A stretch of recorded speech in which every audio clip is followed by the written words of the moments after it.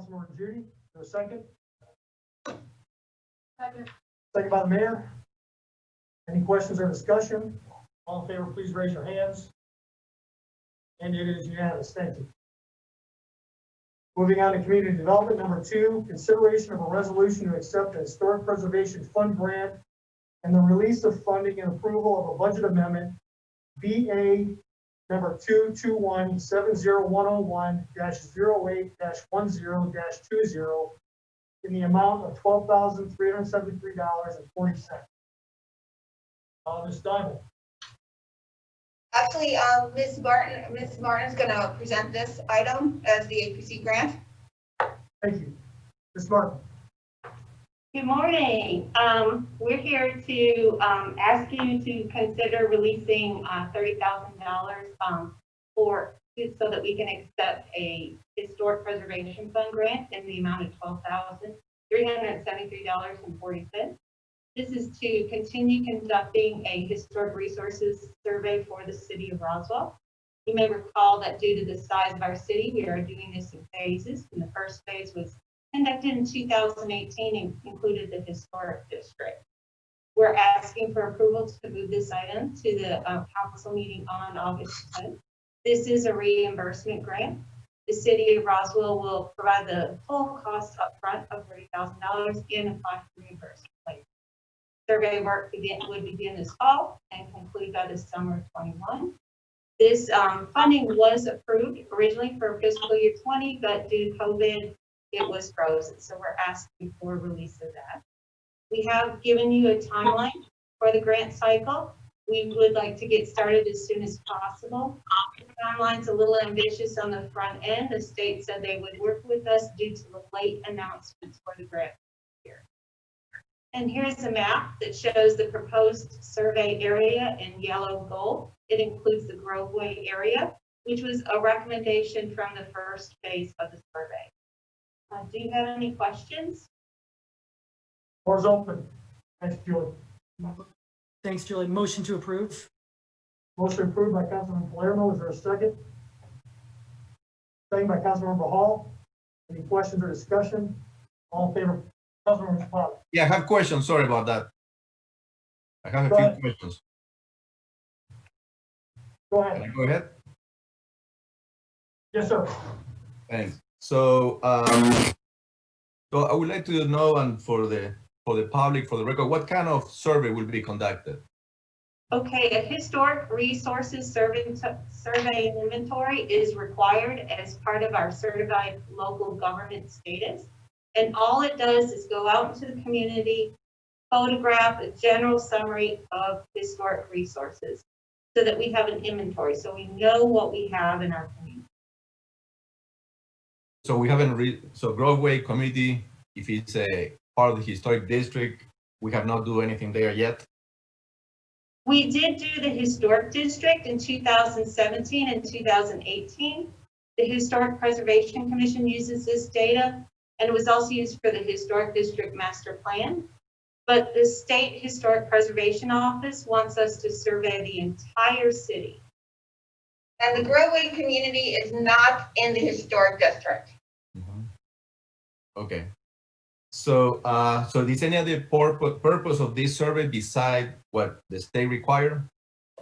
We can use it the other way. It's going to be having any other purpose other than just a bureaucratic requirement from the state? That's really a very good question. One of the things is then we know if we have other historic resources that may be of importance to our city. Another thing is by maintaining a good certified local government status, we remain eligible for grants. And this includes bricks and mortar grants. For example, Rec and Parks could apply for money in future years for projects at Mimosa or Bullock or Barrington or one of our historic properties. Okay, great. Thank you. Sure. Thank you. Any further questions or comments? All in favor, please raise your hands. And it's unanimous. Thank you. Thank you. We're going to do transportation last, so moving on to finance, item number 5. Discussion of advertising requirements for the fiscal year 2020 millage rate for the city of Roswell. Mr. Luckett.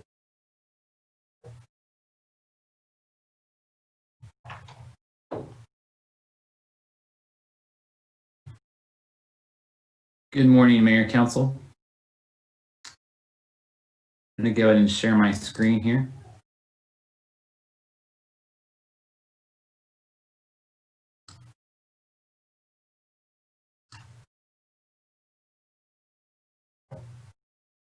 Can everyone see that okay?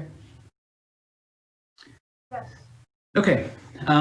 Well, today we are discussing the advertising requirements for the millage rate that we'll be setting for FY 2021. Just to give you a little bit of background here, the FY 2021 budget, as you know, was adopted by the Mayor and Council back on June 8th. We received our preliminary digest from Fulton County on July 7th. So this is really the first opportunity we've had to be able to come to you all with getting this information to you and getting this process moving. As you know, advertisements and public hearings, we need to finalize those in order to proceed with adopting our millage rate and issuing our tax bills. So really the purpose of today is to request guidance from you all on the preferable millage rate to advertise in order to move this process forward. So really we're just kind of setting a ceiling in terms of a millage rate that we would advertise. And then as we go through these public hearings, that is where the council would be able to take public comment and make the final decision on what millage rate to adopt for FY 2021. I wanted to just provide you some information on what these advertising requirements entail. First would be our 5-year history and current digest, and I'll show you what that looks like in just a moment. But we are required to advertise this information regardless of what we adopt with our millage rate.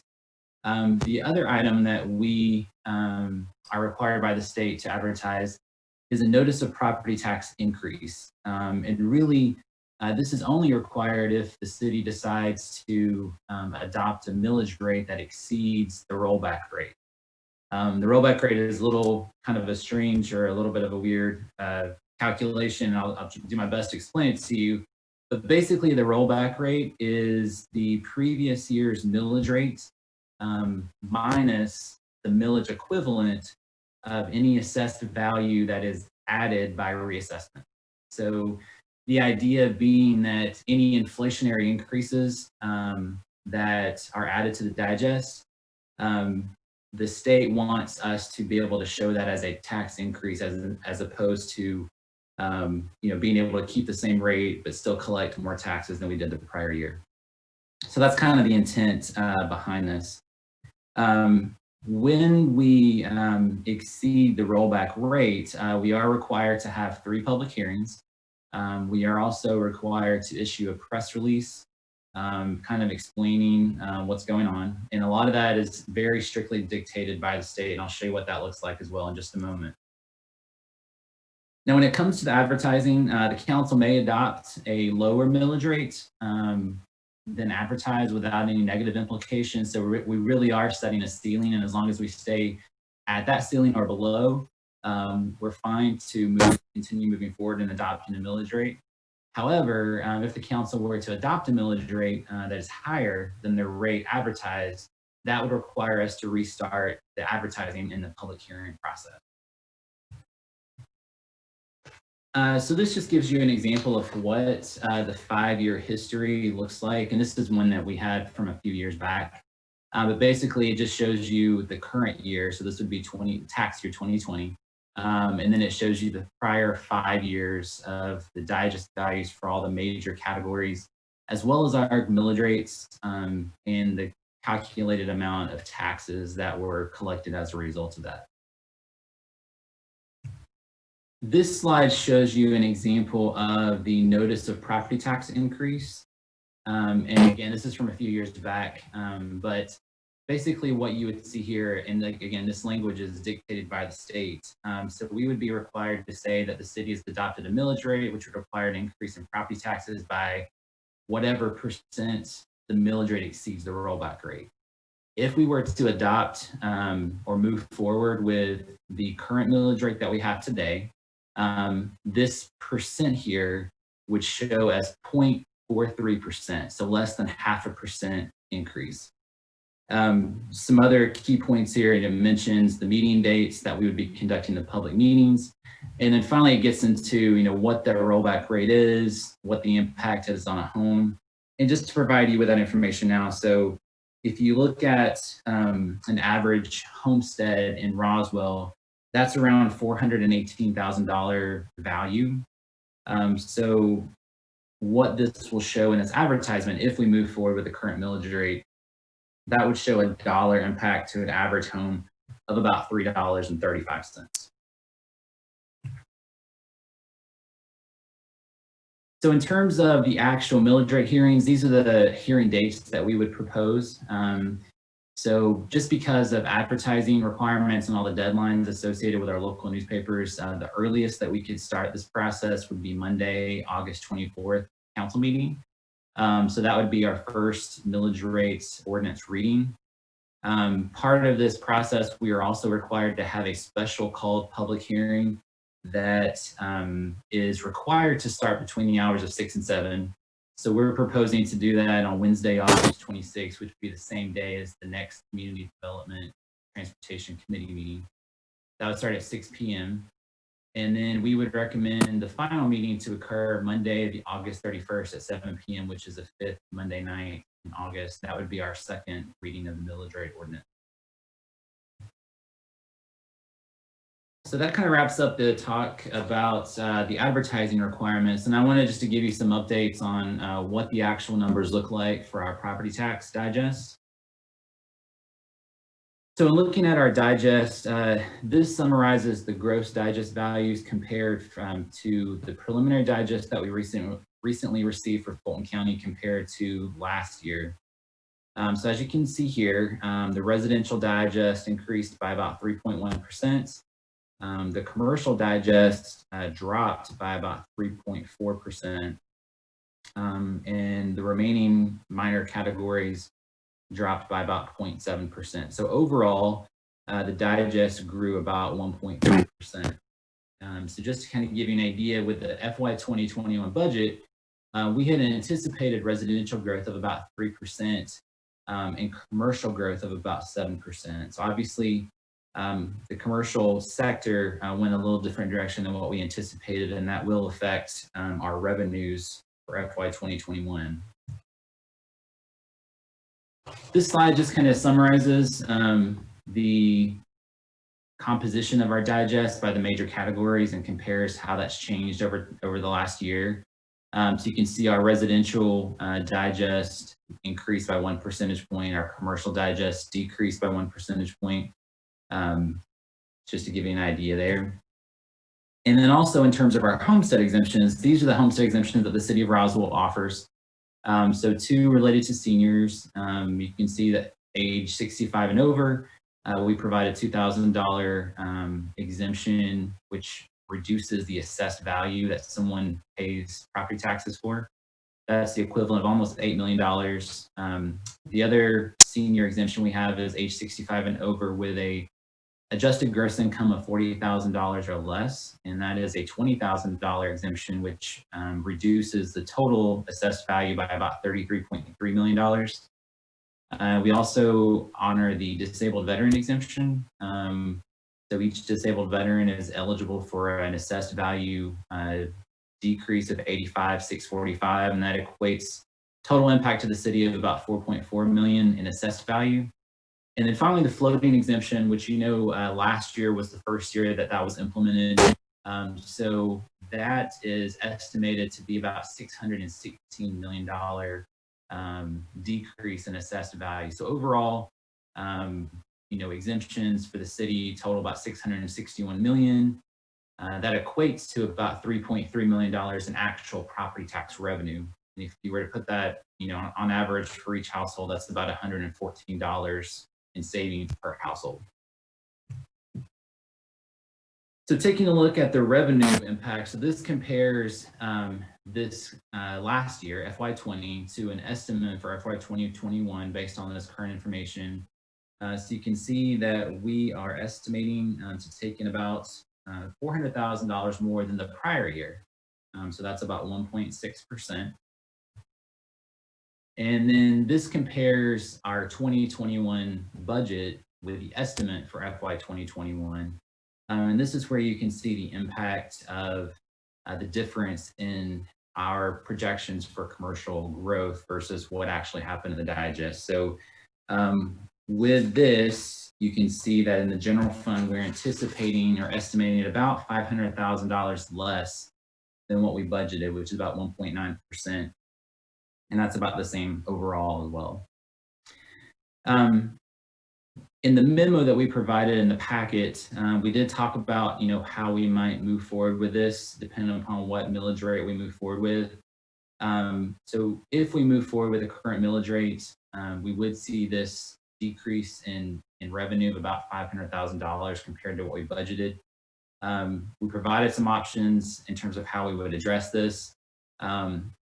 If we end up adopting the same millage rate, what I would recommend is that we would come back to you all probably at our first quarter budget review with some options on how to address this. This could be looking at revenues that have come in above budget. It could be expenditure reductions, and we would have those options available for your consideration at that time. Finally, I just wanted to provide a history of our millage rates. So you can see for the last couple of years, we've been at the 4.955 millage rate overall. And before that, we were at the same overall millage rate really since going back to 2009. So with that, as I mentioned, the overall purpose of today was to get some guidance from you all on what millage rate to advertise. In terms of actually setting the millage rate, that will be discussed, and we can provide more information on options for that as we move forward in these public hearings. So with that, I'll be glad to answer any questions that you all have. Thank you. Floor is open. Councilmember Hall. Thank you. Thank you very much. Thank you, Ryan. Great presentation. Can you explain to me what the floating exemption is, please? Sure. The floating exemption started last year, and basically the state provided a calculation to calculate a starting base value for the homes that qualified for the floating exemption. And basically the difference, that base value can only grow each year by a maximum of 3% or CPI, which if that is less than 3%. And so the difference between the base value and the assessed value is the actual floating exemption amount. So someone's assessed value can grow, 10, 15% a year, something like that, depending upon, what the tax assessor comes up with. But they're always going to have an exemption that brings them back down to that base value, which will grow no more than 3% on an annual basis. Just a follow-up question. So do all homes qualify for that, or does somebody, how is that, how do you get into that group? So all residents and their primary residence qualify.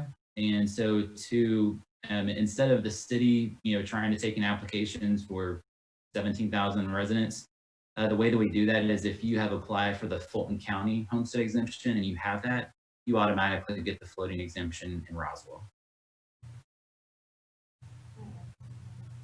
I would just like to add, Councilmember Hall, that this was mandated by the state of Georgia, this floating exemption. So we don't have any opportunities in adjusting that. Councilmember Palermo. Thank you. So, Mr. Luckett, great presentation as always.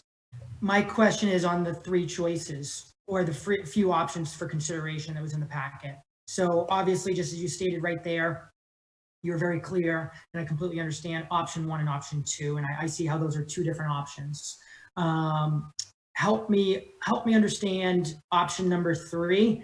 Is it that we select either option 1 or option 2, and then option 3 is an additional choice, or just really help me understand the decision point and the impact of option 3? Sure. Let me go ahead and share that information from the packet.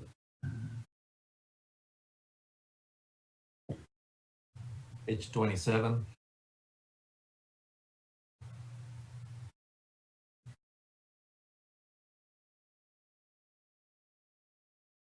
So this was the memo that was included in your packet with some options for consideration.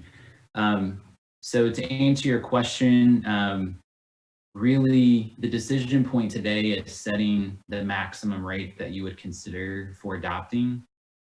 So if you decided to go lower than the maximum, that would really have no impact on the actual advertising process. There would be no, we wouldn't have to restart. There would be no, negative implications if we went lower than what we advertised. So really, we just need to know today, what is the maximum rate that we would want to advertise, and we could not go higher than that without restarting the overall process.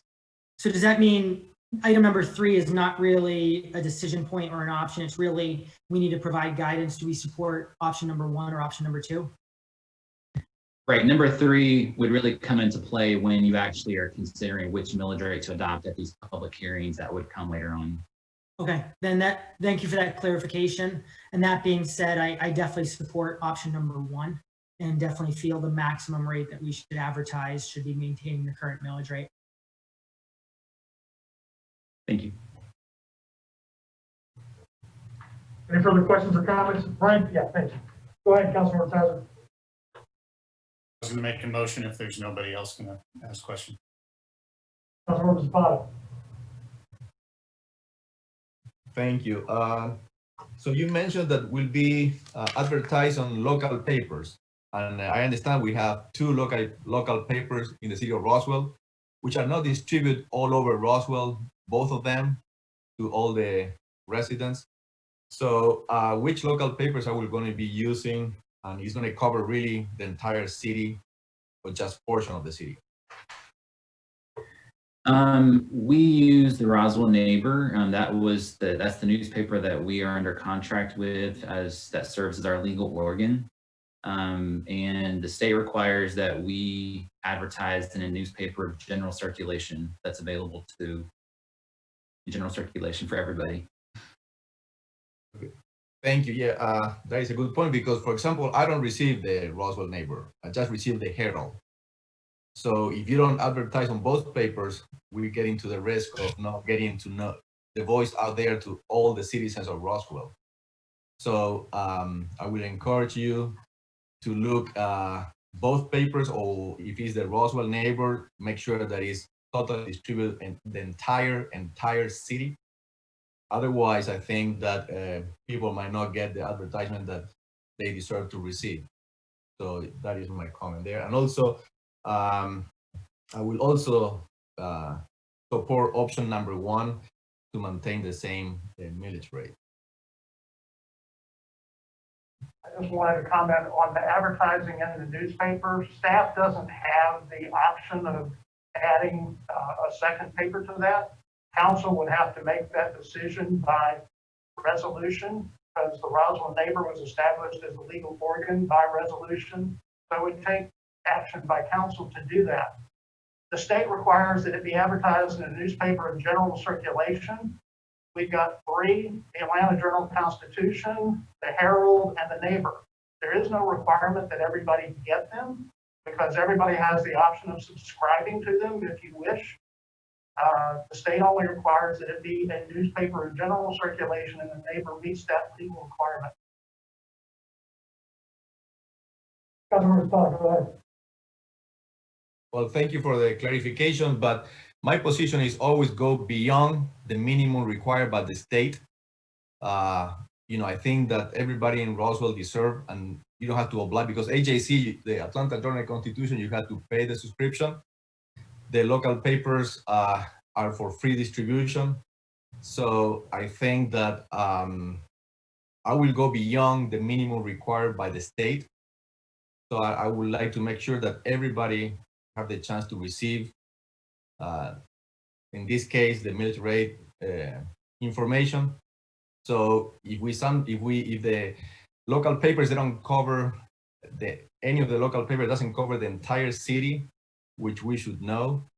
I think that we need to review this city policy to make sure that everybody receive at not cost with local papers the required information that had to be published by the city. I would like to clarify a couple of points. I've got a 40-plus history here with our legal advertising, and I've got a number of points I would like to make. Number one, I've been in the city of Roswell for over 40 years. I live in a townhouse, so I have never received a paper, the Neighbor or the Herald, not one, because their policy is not to deliver to townhomes. So having said that, the history over the years, when we have, as a council, voted which paper is going to be our legal organ, all they do is guarantee a certain amount of circulation. They don't guarantee delivering to every single household in the city of Roswell. And over the years, I will tell you that they move that around. I don't know why. I don't know if it's out of fairness. I have no idea. But so, for a couple of years, you might get both papers in Willow Springs, but you might not get either one of them in Martin's Landing. You might get them in Brookfield West and not in Horseshoe Bend, because it's a minimum distribution amount. So if anyone proposes that we go to these papers and ask them to deliver to every household in the city of Roswell, that will include apartments and townhomes, because I will not be a second-class citizen if we are guaranteeing distribution to every home in the city of Roswell. So I think that we need to clarify this discussion. What are we asking for? What we have asked for in the past is a minimum distribution, and the papers uphold that. But if we are going to change that requirement, I think that we need to have a very, very realistic requirement on the cost to the city and whether or not our local newspapers will comply with that and at what cost. Councilmember Willoughby, did you have a comment? Yes, I did. I would support looking at, the legal advertising distribution, but I also wanted to just ask a question and just confirm the other communications that go out regarding the millage rate. I understand there's a press release, which generally I've seen has pretty wide pickup, as well as announcements going out from the city via email, social media, and other communications. Could you just review that again, please? Sure. We do issue a press release when it comes to the notice of tax increase. That's something that we're required to do by the state. All of this information is also posted on the city website, so that anyone can see the 5-year history, the tax increase, any of that information. Honestly, I'm not sure about the social media part. I'd have to check with community relations if we've done that in the past, but that's certainly something I'm sure they can look into. Right. Yeah, I guess, my point is just to complement the legal advertising with another public information effort as well, just to make sure that the information gets out to as many households, that every household has an opportunity to get the information about the millage rate. Thank you. Any further questions or discussion? Councilmember Tyler? Motion to approve option number 1. Motion to approve option number 1, which is keep the millage rate the same. Is there a second? Second by Councilmember Judy. Any further questions or comments? All in favor, please raise your hands. And it's unanimous. Thank you. Thanks, Lynn. Thank you. Moving on to police. Item number 6, consideration of a resolution to submit the federal fiscal year 2020 Justice Assistance Grant in the amount of $10,155. Chief Connell. Good morning. Morning. So this is the 2020 Edward Byrne Memorial Justice Assistant Grant. We frequently call this the JAG grant. It's offered by the U.S. Department of Justice, Bureau of Justice Assistance, in the amount of $10,155. These funds will partially fund the purchase of a live scan fingerprint machine for the police department. This machine would allow us to submit prints This machine would allow us to submit fingerprints electronically to state and federal agencies. The total cost of this equipment is $12,848, and the remaining balance of $2,693 would come from the police department fiscal year 2021 operating funds budget. Current events on this, as some of you may have received emails regarding weapon carry permits issued by Fulton County Probate Court. The probate court requires electronic fingerprint submissions from law enforcement agencies. And earlier this year, some of our neighbor agencies have made the decision to only fingerprint their residents. So this leaves our residents without the ability to submit electronic fingerprints. They do have to go downtown to the courthouse to get fingerprinted for those weapon carry permits. So an additional feature of this is that would allow our residents to get fingerprinted at the police department. Thanks, Chief. Any questions? Councilmember Kaiser. Thank you, Gary. I'd like to just be supportive of this. It's not just people looking for carry permits. When my daughter applied for her nursing license, Roswell was the only city that she couldn't submit her fingerprints electronically for. So there are a lot of other licensing and other issues around this, and so we need to move forward with this. Thank you. Any other questions or comments? Motion to approve. Second. Approved by Councilmember Palermo, seconded by Councilmember Spada. All in favor, please raise your hands. Thank you, unanimous. Thanks, Chief. Moving on to other items, number 7, discussion to create a Citizen Advisory Committee Advisory Charter for the final design phase of the Historic Gateway Project. Councilmember Hall. Thank you very much. This is bringing back the conversation from the last meeting about the Citizens Advisory Committee proposed for the Transportation Department, and this one discusses the Historic Gateway Project. And I just wanted to give everybody a little bit of update since the last meeting. I did get a lot of feedback, which was terrific. A lot of really great feedback from residents that are in Roswell that I had never met before, that are very excited about a committee like this. And they actually, the ask has been that this committee go beyond Historic Gateway, that it include other projects.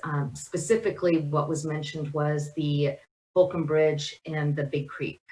So I just want to put that out there that I'd like to have discussion if there's an opportunity to maybe embrace some other projects as part of this group as we move it forward. I did have opportunity to have more conversations with Mohammed, Director Ralph, and he had some comments, and we'll discuss some comments that didn't get into this draft, some suggestions that he had. And I also had the opportunity to meet with WSP, who is who won the award and who has been working on the preliminary design, and they're the ones that are going to be working on the final design. And they gave me some excellent feedback of how the committee could really add value to Roswell and add value to RDOT in this final stage. I've also been working with a colleague or an acquaintance with another firm who has been helping guide me on this. So I'm just really excited, and I'd just like to open this up for discussion and get your comments on this updated version. Floor is open. Councilmember Palermo. Thank you, Councilmember Hall. Thank you for bringing forward this initiative. I think it's definitely an important one. And thank you for all the time and the research you've put into to really get all different views and perspectives. So I think this is certainly something that's important. We need to be giving residents really a bigger voice, not a smaller voice. And so I think this is a great step. That being said, I would think this council would all agree 2 things about the Gateway project. One is it's so far along. There's there's few impacts this committee could have on it. That's not to say there's zero. So there's at least a few, which is better than nothing. And at the same time, though, I also would think perhaps this committee might agree that there could have been benefits earlier on and when I say earlier on, I know there were a number of public meetings at the very beginning before it got into the actual detailed plans, but at the timing of once more detailed decisions were made, I think it'd be really helpful to have had more specific resident input, and I think a committee is a great way, a public committee is a great way to be doing that. And so, although I think there could potentially be some benefits of doing this for the Gateway project, I think it's so much more important that we do this for the entire city. And a big example I have is, as you mentioned, really around Holcomb Bridge Road, and more specifically the Big Creek Parkway. So the Big Creek Parkway, we as a council adjusted it to be able to get that additional funding to improve not only the Big Creek Parkway, but also to give some major generational improvements to Holcomb Bridge Road. And that being said, staff's initial recommendation was for it to for Big Creek Parkway to actually end on Holcomb Bridge Road. And that was something that, because of the size of the changes, this council wanted to make sure we had all these public meetings, which I'm really glad this council did. And it was very clear that Big Creek Parkway needed to end at Warsaw Road and not end on Holcomb Bridge Road. And so there's gonna be a lot of moving pieces that are occurring.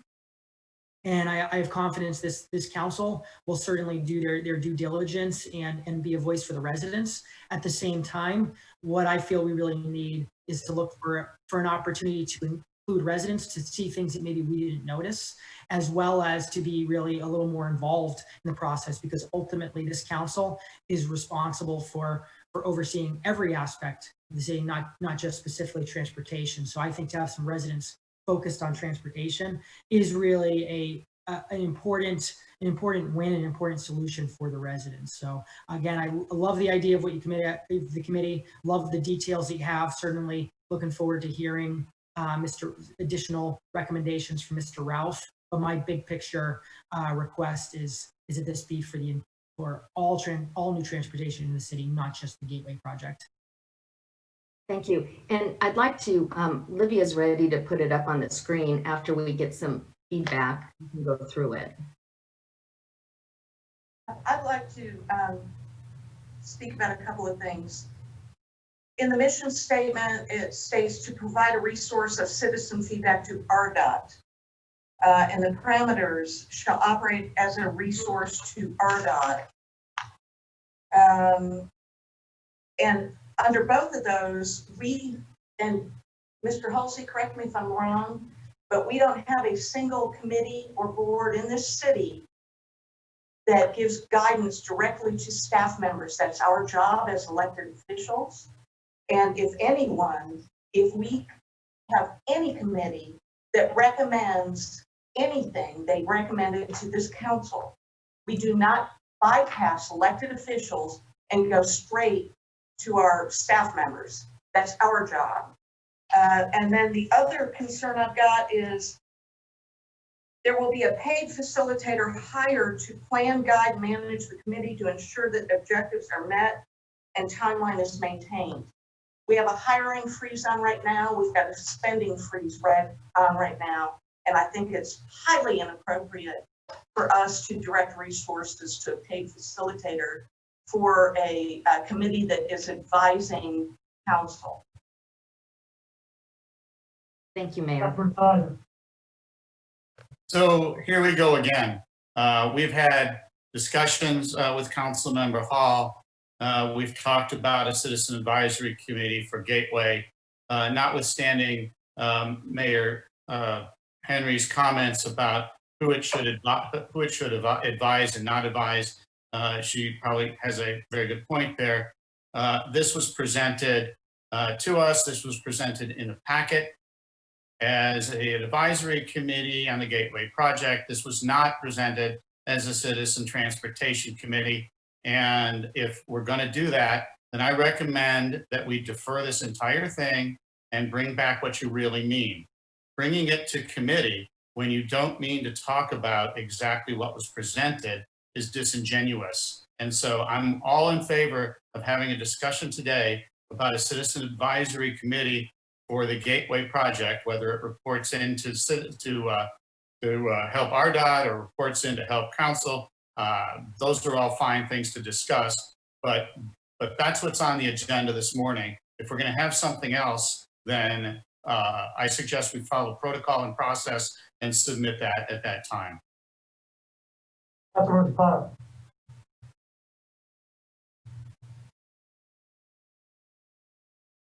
Councilmember Zapata, go ahead. Sorry about that. I couldn't hear you with the mask, I guess. Sorry about that. So, couple of things. Great initiative. And instead of kicking the can, I like to build up. That is an initial presentation. I think is great.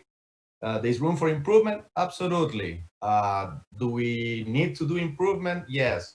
Are we willing and desire to make an improvement on initial proposal? In my case, yes. So, and I agree with the mayor, the 2 points that I think that this public committee should make a possible feedback and recommendation to mayor and council first. And we can hear directly from citizens and taxpayers. So I think that this is easy to talk about. It's easy to contemplate. No big deal. In terms of, I don't see this as a big issue to postpone for months to come. So the second one is, yes, also the pay facilitator hired to. So I want to learn more about that before saying anything. I don't know if your presentation, Councilmember Hall, will expand or explain more about the role. He's going to be a consultant. He's going to be someone from the city. I would like to learn more about it before making my mind about the facilitator hired to plan, guide, and manage the committee. So saying that, I think that the spirit of your proposal is right. We do need a citizen and taxpayers committee that follow all transportation projects in the city, not only the Gateway, which unfortunately is kind of water under the bridge. Unfortunately, I wish that we had this committee, 10 years ago. That previous administration proposed something like that 10 years ago. So, but looking forward for the best way to manage this transportation project, I think that the public or committee is crucial to succeed future projects with a strong community feedback and proposals or recommendations. So I think that, I'm looking forward. I understood you will be presenting now, I guess, more details. And if so, I'm looking forward to look at that. And then I would love to see this on the next committee meeting just for votes. I don't think it's rocket science what you're proposing. It's just common sense, good judgment, and the desire to engage as much as possible all the citizens and taxpayers of Roswell. Thank you. To the mayor and Councilmember Tiser's statements, I was prepared this morning to fully support a committee on the Gateway. I think that that's very important. I think that making an overarching committee out of this without further deep conversation on oversight, what they have oversight on. Do they have oversight on stop signs at every corner? Do they have oversight on roads? Do they have oversight? We just can't go down that road at this point in time. I think it's a deep discussion that we need to have. Nobody wants to put it off months. Nobody wants to silence taxpayers. Nobody wants to do any of that, but this is a discussion just like putting together an HPC or any of those other things. So for me, I am very excited about talking about getting this citizen committee off the ground today on the Historic Gateway project. And then after we get that established, I think we can definitely talk about what a committee looks like for RDOT. You know, what we need to be careful about is, are we going to put citizen committees for every single group, you know, ComDev, Public Works, all these different, everybody. You know, I understand this is very important, but when we go down this road, all of a sudden, some people don't like the way you're doing water. Some people don't like the way you're doing buildings. Some people don't like it. So I completely agree. Let's focus on what's at hand, what's in the packet today, and we can go down the other road later. Councilmember Palermo. Thank you, Mr. Palmer. So yeah, first off, I want to say I 100% agree with the mayor's improvements on how this needs to be improved. And actually, believe it or not, I actually agree with 99% of what Councilman Judy just said. So I think there were a lot of good points there. I disagree with 0 of what Councilman Tizer said. I think it is important that we're working together and we're always looking to improve and collaborate together and do it in a manner that is efficient to make sure we aren't setting us back months. But to Councilman Judy's points, so I strongly believe we need to have an overarching transportation committee. And I think this is a healthy part of the discussion, because that's what Councilmember Hall brought us, is something for the gateway, and here's a way we can make it better. But to Councilman Judy's point, by no means do I feel we're prepared to vote on a overall city one today, because to his point, should every stop sign get their feedback that they give to council? Maybe yes, maybe no. I think it's worth the discussion. I'm sure there's certainly things that should not. I think there probably are multiple things there are. But with that, what I think would be most effective is, because if I heard Councilman Judy correctly, said, you know, he came in here focused, saying, let's start the first thing. He's prepared to kind of move this forward today, the Gateway project. Let's work through those different details of what Councilmember Hall got. Like, for example, we have 2 great updates from the mayor that I think have to be incorporated. So let's take that together. Let's vote on something today for just the Gateway, and then just realizing that what I think is going to be important for the community is we're not waiting for this group to be adopted before we start discussing and working on what that transportation committee looks like, that we can really work on multiple priorities at once. But today we can move the Gateway project aspect forward once we perfect these details like the mayor brought up, and I'm sure others might have other ones. And then just realizing that next month, almost simultaneously, let's start working on what does that overall transportation committee look like. And perhaps we end up deciding they merge and it ends up just being one group. Maybe this committee makes points why they should be 2 separate groups. But I think these are all healthy discussions to have. Yes, thank you. I won't repeat a lot of the good points that have already been made before, but I do think it's a good initiative and a great way to gather some citizen input on this on a specific project. I do think there's a lot of opportunity to do advisory groups for specific projects, such as this one versus Big Creek versus Holcomb Bridge. I think the stakeholders may change, so that gives us a little flexibility to reach out to citizens and business owners specific to a certain area, as well as a broad overarching perspective. There may also be opportunity for a transportation commission, and I think that's something we should look out at separately. There's always opportunities for citizen input, and I think this is a good start. Councilmember Hall. Thank you. Yes, my intent was to share the feedback that I got and put it out there for this discussion. So I'm really glad that we're able to have this discussion, and thank you. And then I see Councilmember Tizer has a question, and then I'd like to ask Olivia to put it up if that's okay, Mayor Henry. Go ahead. Councilmember Tizer. Councilmember Tizer. Thank you, Gary. I just want to make clear that what Councilmember Judy said and what I'm indicating are pretty close to the same thing. I'm here to discuss and support the advisory committee on the Gateway project. Councilmember Hall's aware of that. Councilmember Hall and I have had a few discussions about it and have made some changes to her proposal together. And so I'm here to support it. I'm not here to have a discussion on something that's not on the agenda.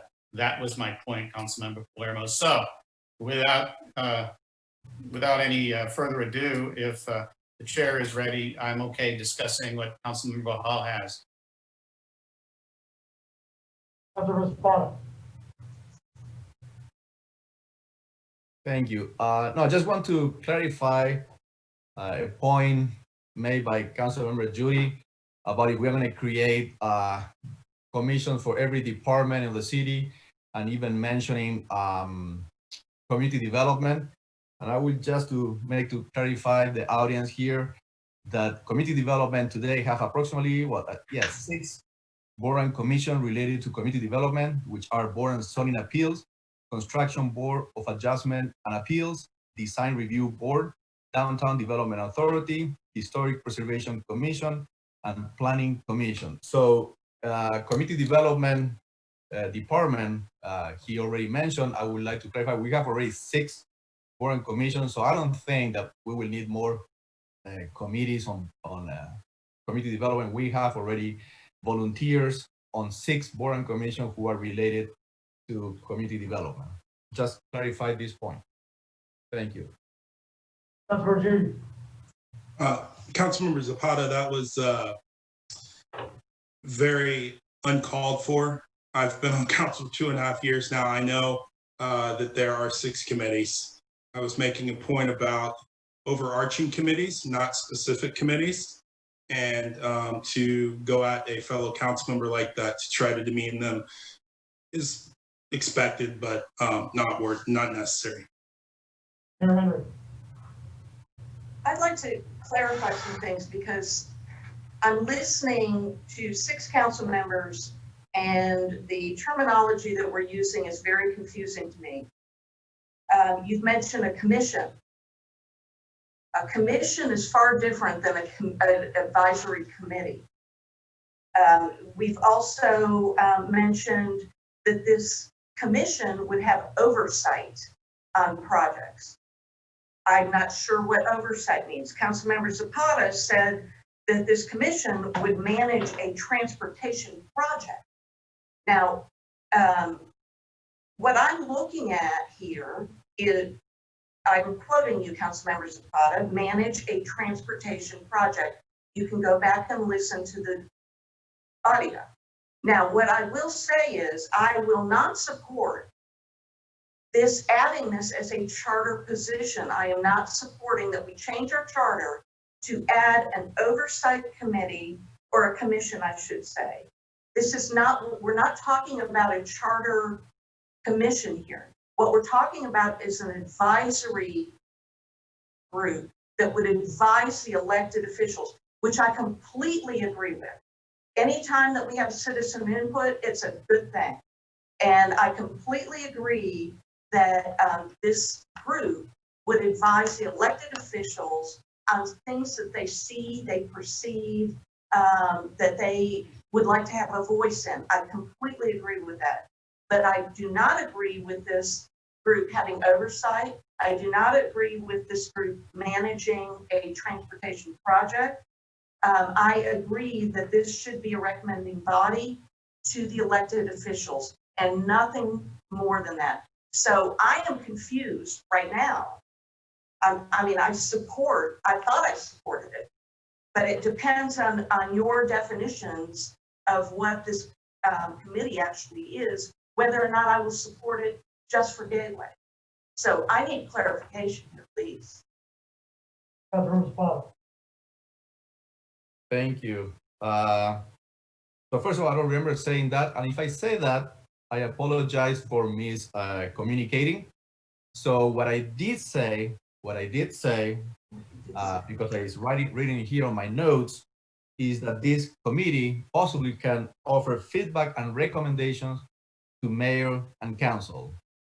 This committee, public committee, could possibly provide feedback and recommendation to mayor and council.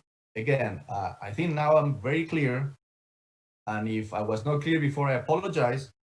And if I didn't say that, then well, I didn't say that. But so again, is to provide feedback and recommendations to mayor and council on transportation projects around the city, especially the big ones, the important ones, that the one take a long time, the one that require a lot of taxpayers' money, and the ones that will have a very high impact on the community. Councilmember Palermo.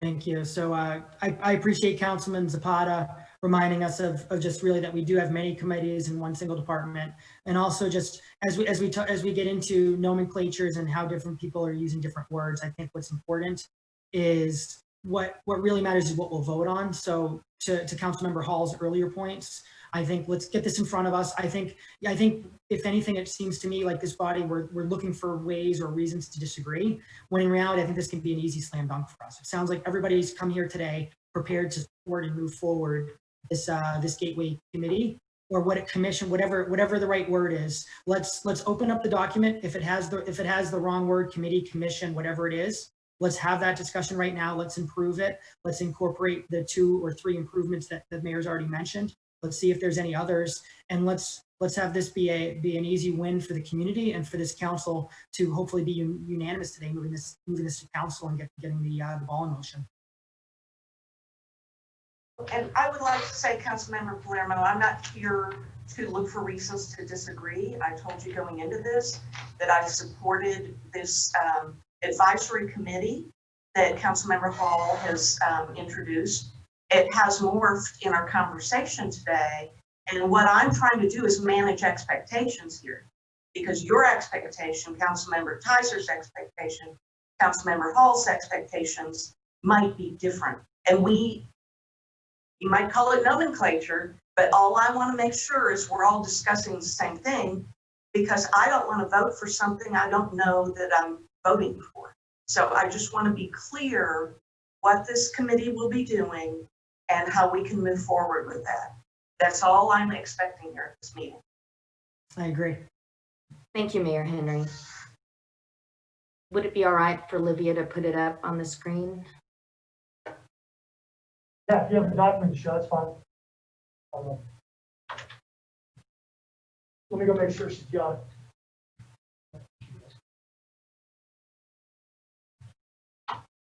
Thank you, Livia. As Mayor Henry suggested, there will be some word changes to the mission statement and in the objectives where RDOT is mentioned. So the mission statement is simply to provide a resource of citizens' feedback to mayor and council for the advancement of the Historic Gateway project to serve the best interest of the Roswell community in a cost-effective and expeditious manner. And the objectives are to provide a forum for Roswell citizens to be engaged and provide input for visual enhancements and add-ons to the approved project elements of the Historic Gateway project. To also foster communications and open dialogue among residents and key stakeholders with, I guess we would say, mayor and council regarding the Historic Gateway project. To create a community environment that encourages and supports a positive approach to the revitalization of this key corridor that respects Roswell's historic identity. To inform and involve Roswell citizens at the direction of RDOT in the selection process of allocating the approved Historic Gateway project T-SPLOST funds. And to collaborate at to be determined milestone marks on the Historic Gateway project to provide input for the Historic Gateway project visual enhancements to mayor and city council. Basically, from mayor and city council, RDOT would investigate the feasibility of the input and provide feedback and make recommendations back to mayor and city council for approval. The parameters, this advisory committee shall operate as a resource to RDOT staff, effectively, that what's the intent is, to offer opinions on discretionary elements of design. The intent of this committee is not to question the principles of design, but to offer suggestions and input on design decisions and needed and requested by RDOT. The committee will consider budget and cost restraints and balance those as part of the process. And these are some examples, but not limited to, items that were provided by WSP where the committee would be very valuable. Regarding types of aesthetic form liner for the retaining walls, as long as the sidewalk trail aren't right against the barrier where additional width would be needed to impact the footprint. Types of street lamps. This would all be subject to meeting GDOT and COR standards. The roundabout truck apron, color, texture, design, all within budget constraints. Types of trees in the medium. We will need to meet GDOT canopy and critical root zone standards.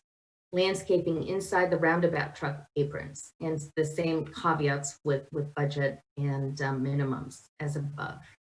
The median colors can be changed and potentially the multi-use path, the colors of the path, as well as proper marking is provided, not including ADA ramps for wheelchair access, which have their specifics.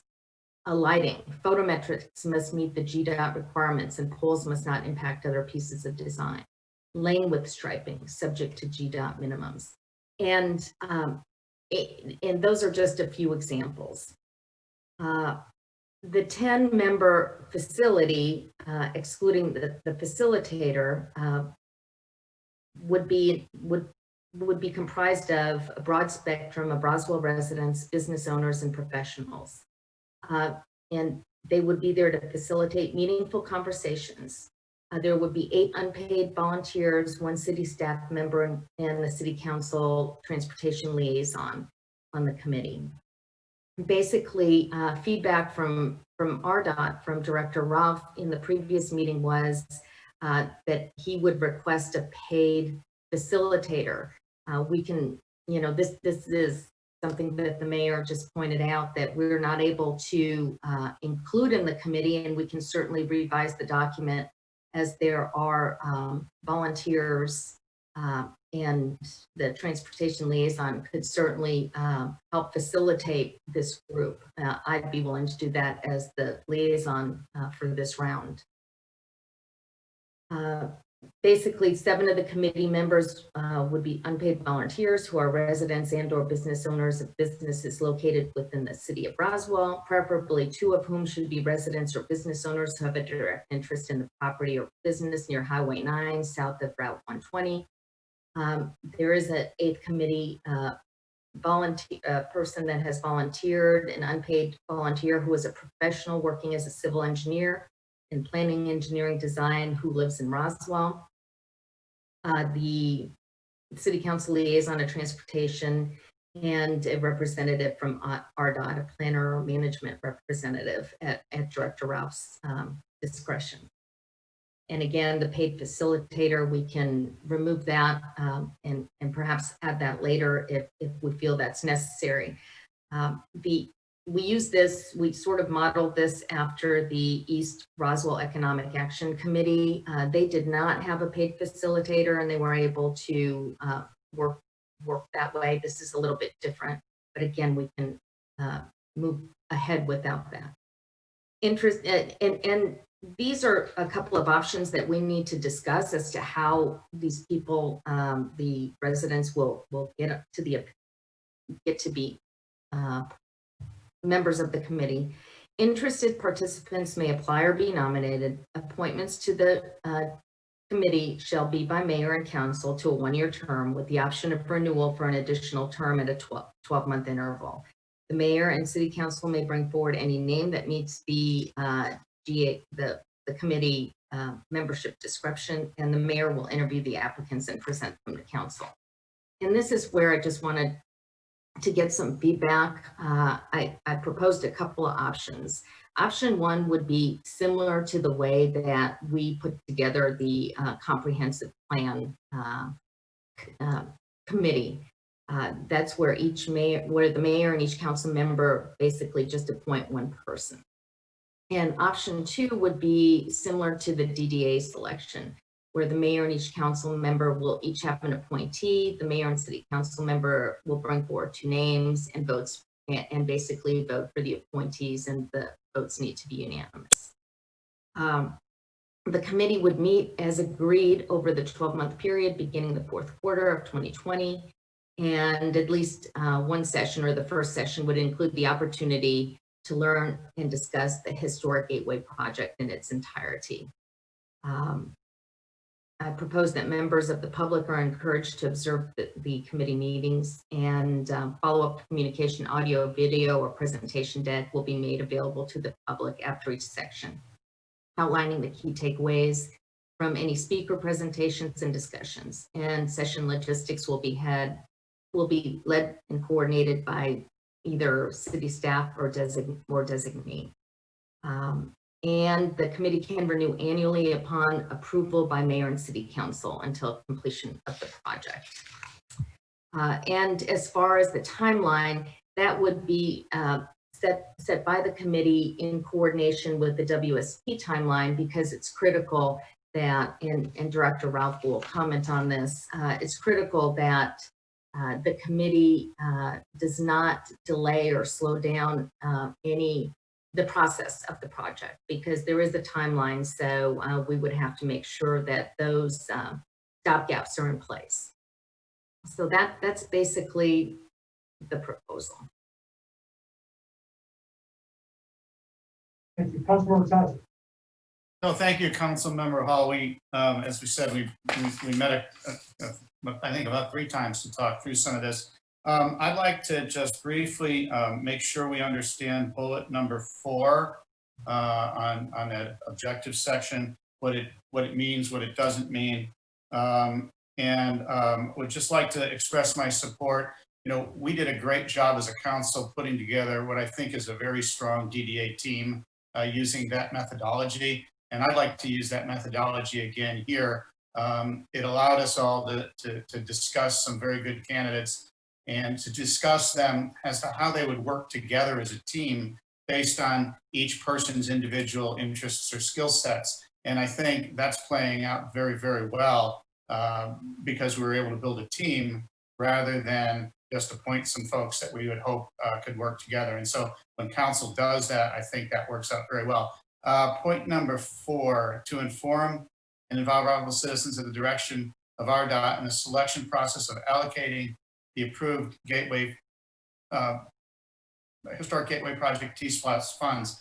Councilmember Hall, could you just explain what that means? Thank you, Councilmember Tyser. And I will actually defer and let Director Ralph speak to that. That's something that was important to him, and I think he can address that as he talks about, as he weighs in here in just a second, if that's all right. Councilmember Woolsey. Yes, thank you, Gary, and thank you, Christine, for the detailed proposal. I can tell a lot of thought and work went into it. Just a couple of comments. I know within the objective section, a lot of those project enhancements are tied to budget and related to budget. So I just wanted to make sure that, you know, there's some parameters given to the committee and a lot of close work with RDOT and WPC on the budget that's available and the budgets that they have to work with as they're defining and making recommendations for the project elements. So that's one comment. The second comment is regarding a facilitator. I wondered if there's someone that we could look at, someone from WPC who might be available to facilitate the committee. It's my understanding that they typically do a lot of public and citizen engagement on projects like these anyway, as a matter of course, so they might have the resources available to us as a part of the project, and they would also have the project expertise and be able to, you know, to guide the citizen committee. And the third thing is regarding the selection process. One of the things with the East Roswell Committee, I thought was a good process in that we invited people to apply And I think we had dozens of applicants and dozens of people on a list. We got a lot of resumes from folks who are interested in the project, who might not necessarily be, at the forefront, but they did have an interest and were stakeholders and ended up being really good contributors to the process. So I would definitely suggest if there's any way we could work into going out and inviting people to apply who have a specific interest in the project. Mayor, I know that was a lot of work for you to probably meet with each one of those and then come forth with your recommendations. But I do think that helps us kind of open up to some voices who might not necessarily be as vocal on this project or as close to us as individuals. So just something to consider, and we can talk more about that a little later. Further questions or comments? I just wanted to respond. I love the idea of the WSP. If they'd be willing to do that, we can explore that, at least maybe even just to get it kicked off, since they're most familiar with the project. And if we need to move into another arrangement later, perhaps we can, but that's a great idea. Thank you. Councilwoman Zapata. Thank you. So, couple of points regarding the facilitator.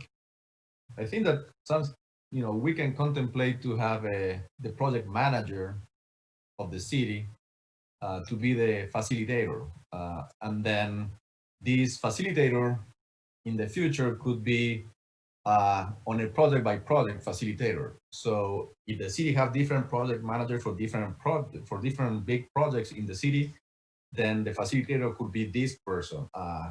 And I like the idea of the project manager know the in and out of the projects. So he's very capable to be the facilitator in this case, and he's already involved with the projects. He's already under the payroll of the city, so we don't have to add any other extra cost to the city. So it's one proposal that I had in terms of the facilitator. In terms of the selection process, I agree that it's great to open for to everybody to apply for who has interest on being part of the Transportation or Citizen Advisory Committee.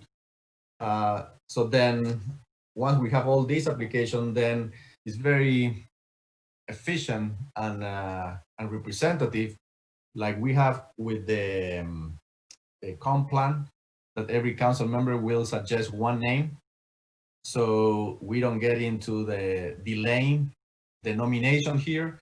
So we can all get the pool of applicants and choose from the pool of applicants, or even from outside. They don't have a formal application in the city to choose. This seems to be, for me, very effective, very efficient, and reduce the time to nomination of this. And it still will be very diverse because we have a diverse mayor and council. So everybody will provide, diversity to the group of members who apply officially or unofficially show interest to be part of the committee. Those are my 2 points. Thank you. Mayor Henry.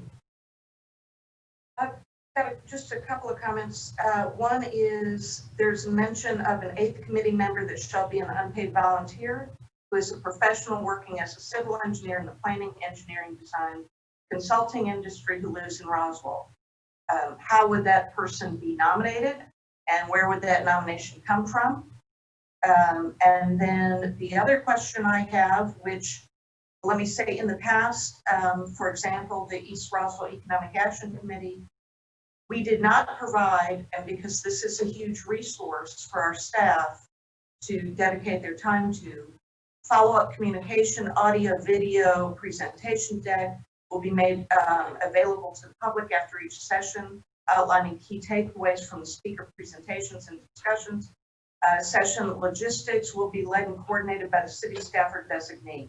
I think that we need to understand exactly the monetary value and whether or not we have the resources right now as staff to cover that as well. As I said before, typically, unless it is a charter commission or board we do not audio, video, and provide those communication staff to advisory committees. So I'd like some clarification on that as well.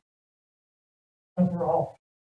Thank you, Mayor Henry. On your first point, the eighth member, I would bring his name forward. And he is somebody that is with an engineering firm that in the past has done and probably does business with the city. He currently not doing business with the city, and he's helped me guide through understanding some of the documents from a professional engineer's perspective. He does So live you in. would have 2 nominations to the committee. Yes. Okay, I can't support that. Okay, and then just to follow up on the, and that's not a problem, I can adjust. And the follow-up communication, I just wanted to make available whatever, if there was a PowerPoint that was used or some, some notes that were used or if there were minutes taken, just to have those available to the public. So I can look into that further to see how that can be done. My intent is not to make it laborious or very expensive to do. Thank you. Councilmember Flinwell.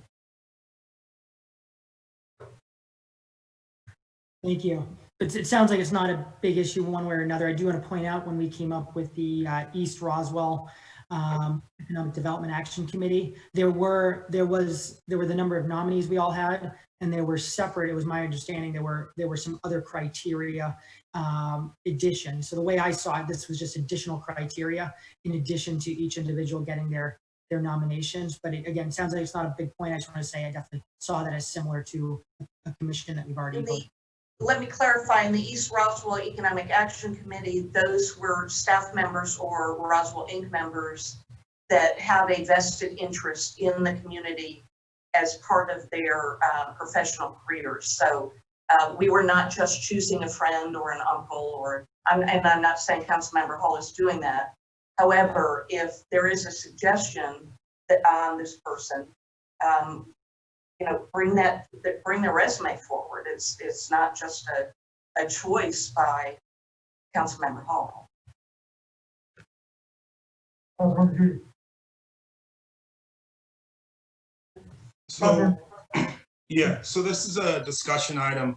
What do we need to walk away with here today to have it prepared for next committee to have a form that we can vote on and move forward? I think there's a lot to think about here. The mayor's brought up some good points. I am also in favor of this. I think there's some minor changes that need to be made, and we need to see it in final form before a vote to take to council. What do we need to do here today to move this along? Councilmember Hall, do you need any more information? What I'd like, I'll make the edits and the adjustments, and Director Ralph hasn't had a chance to make his comments known yet, so I'd like to give him the opportunity before we move forward. But what I'd like to do is get an idea of which option 1 or option 2, so that I can just include that as the option. And then we'll make the edits to the nomination of the people. How many will be on the committee? We'll take out the paid facilitator and any other edits. Mohammed, did you want to comment?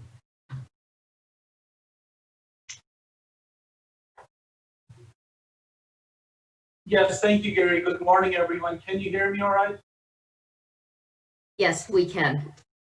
So I was taking notes as council members were making comments. So I have about 9 things that I want to address. But before I do that, I wanted to quickly go over the comments I made on the document we just looked at. And I'm sorry I gave those comments to Councilmember Hall like late night last night. So She didn't get a chance to include those, but I just want to put those out as suggestions. So if it's okay, I'd like to share my screen and share my comments with you guys.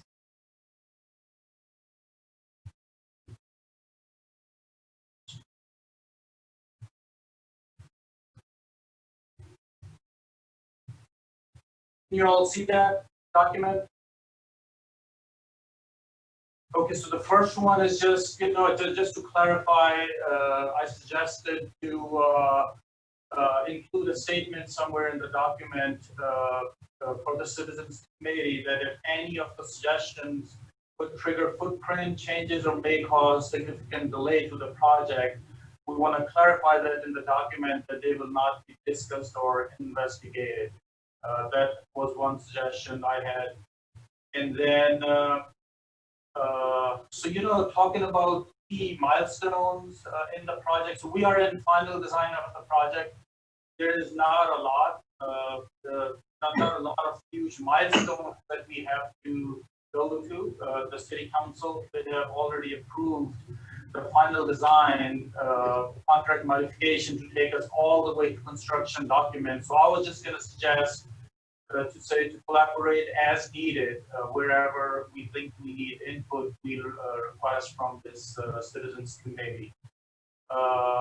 Going further down, so one thing I want to make sure is that in this first statement on this page, we want to, of course, consider the construction costs because that's, of course, not cheap. But, another thing is that all of the future costs for the future maintenance, because, what GDOT does is they just do the bare minimum maintenance. So any aesthetic improvements we want to do, like one example I can use is we're saying since it's in the historic district, we want to have brick sidewalk, which is our historic district standard. So yes, GDOT is open to that, but very conveniently, they have said that they would not maintain that going forward. So that'll be on us. So any add-ons that we're going to do, any aesthetic improvements, any visual enhancements, the city of Roswell is going to be responsible for the maintenance. And I just want to remind you that at the current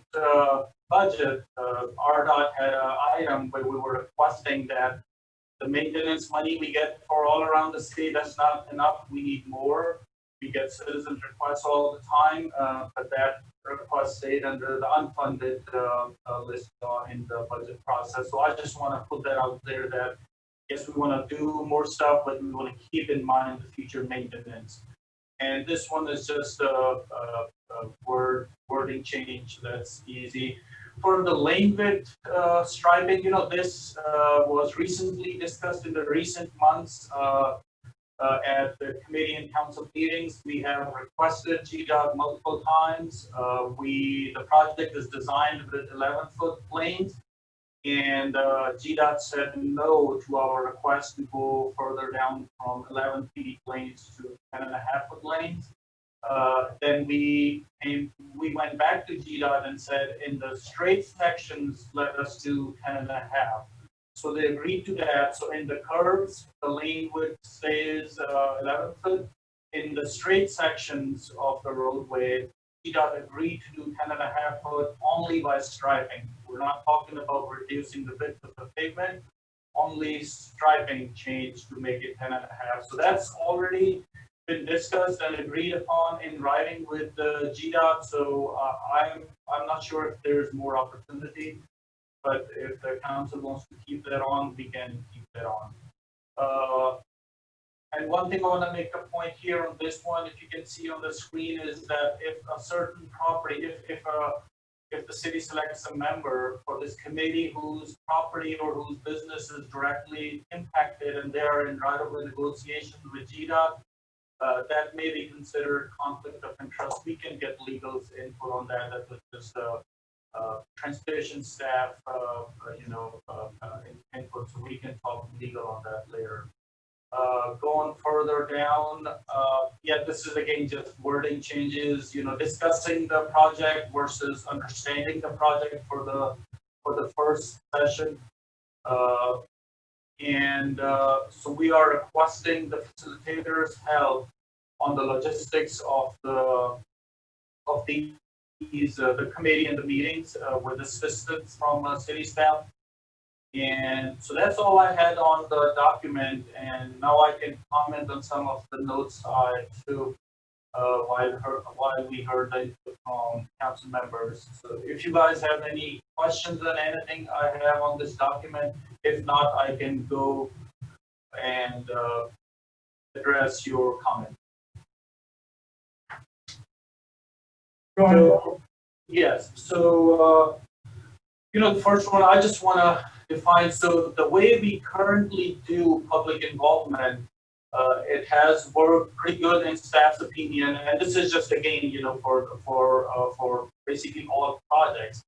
So in the planning and design phase, we have consultants who help us with the planning work or the design work, and they are also on board as part of their scope to handle a few public meetings, as many as necessary. So these public meetings, they take a lot of time, to prepare for, to conduct, and then follow through. Of course, when we receive public input, we must follow through on that. So that's a very, very time-consuming effort. So that's why we have that in the scope of the consultants we have for any project. So the public input process that we have, it works pretty good in staff's mind. But of course, we are open to having another layer of the citizens input, because we understand that is important. So again, staff's suggestion would be that if we want to do this citizens committee, we want to again very clearly define the scope and the authority of this committee. Who are they getting the direction for, or who the staff is getting the direction from, either the committee or the city council. So we want to clarify those. And then, of course, when we want to do things, we want to do them right. And staff's recommendation is to provide the necessary resources for us to make this, whole effort successful, and to make this effective in a positive way. Because if we do things but not provide enough resources, then we don't gain much benefit. So that's a request, and that paid facilitator request came from staff, and I will get to that in a minute. So another thing I want to say is having citizens input on a planning document or a planning effort is a little different than receiving public input on the final design, because that's now pure engineering. There is standards and guidelines to meet. The city has its own standards. We got to meet them. Then GDOT, then the feds, we have all documents. So we are in the phase where it's really pure engineering work. But again, I understand we are generally talking about the aesthetical and the visual enhancements to the historic gateway corridor. So yes, we can look into the suggestions when they come from this suggestion from the Citizens Committee, and see what's doable and what's viable given all the constraints we have on the schedules and the cost. So one more point I want to make is that, so you guys have seen enough, how long it takes to do transportation infrastructure projects. Take Historic Gateway as an example, take Oxbow as an example, any project, even the smallest of the projects, take, several months, several years, based on their size and based on the complexity. So adding another layer, adding another body, or adding another entity, in my mind, it just simply translates into, an additional step before we make any decision. So like we have taken the Historic Gateway project in front of work sessions, committee, and council about 50 times in its life. So if we add another layer in form of a citizens committee, yes, so that'll just be an additional step. Things will have to be ready. Now we make them ready for the next committee meeting, but in future, if we have a committee, then we'll be preparing that stuff for that citizens committee first, and then at the next committee meeting, which is fine, but please understand, like it or not, there is going to be some delay that's going to be added when we add another step, another entity into the process. And similarly, as an example, again, historic gateways. So cities initiative, GDOT is involved, National Park Service is involved. Every entity, every government, they have their own processes. The bigger the government, longer the process. So taking a couple of MOUs we had to sign with GDOT and National Park, one document signed by 3 entities. It would take easily like many, many months just to go through the process at each entity. So just again, talking about, adding another step, that means more delay. And again, different funding sources, come with, different restrictions, different guidelines we have to follow. When federal funds are involved, processes are generally a lot longer, and Historic Gateway is an example of that. So I want to comment on the paid facilitator. So, when we want to, so we do have a project manager at the city, and that's not the only project they manage. And when a project design is costing millions of dollars, and I think I have showed you the document, it's like a big stack of design plans. It is a lot of work, and it is a lot of coordination and communication. So I don't see there's a lot of free time on the project manager or the staff. And then besides, the point to make is, I feel that this would be conflicting priorities given to staff by the city council, because the directive, as I understand as of today, is by the approval of the contract modification, the goal is to meet the 2023 start of construction date. So that's what we want to focus on. That's what the project manager is focused on, and that's what WSP is focused on. But now, if in the middle we want the project manager and WSP to also, prepare for, conduct, and manage, and look at all the changes, investigate all the changes, then I feel that it would be a little off focus from meeting the construction-led day. So the staff recommendation was to have a paid facilitator, which would not be WSP and staff's opinion, which should not be WSP and staff's opinion. What we do is we work independently with this committee, citizens committee, and the facilitator. Let them work, bring those suggestions, ideas to the committee and the city council, get decisions. And when we have decisions, that's when we get the project manager and WSP involved, that, hey, here you go, here's your direction, that's what you are required to do.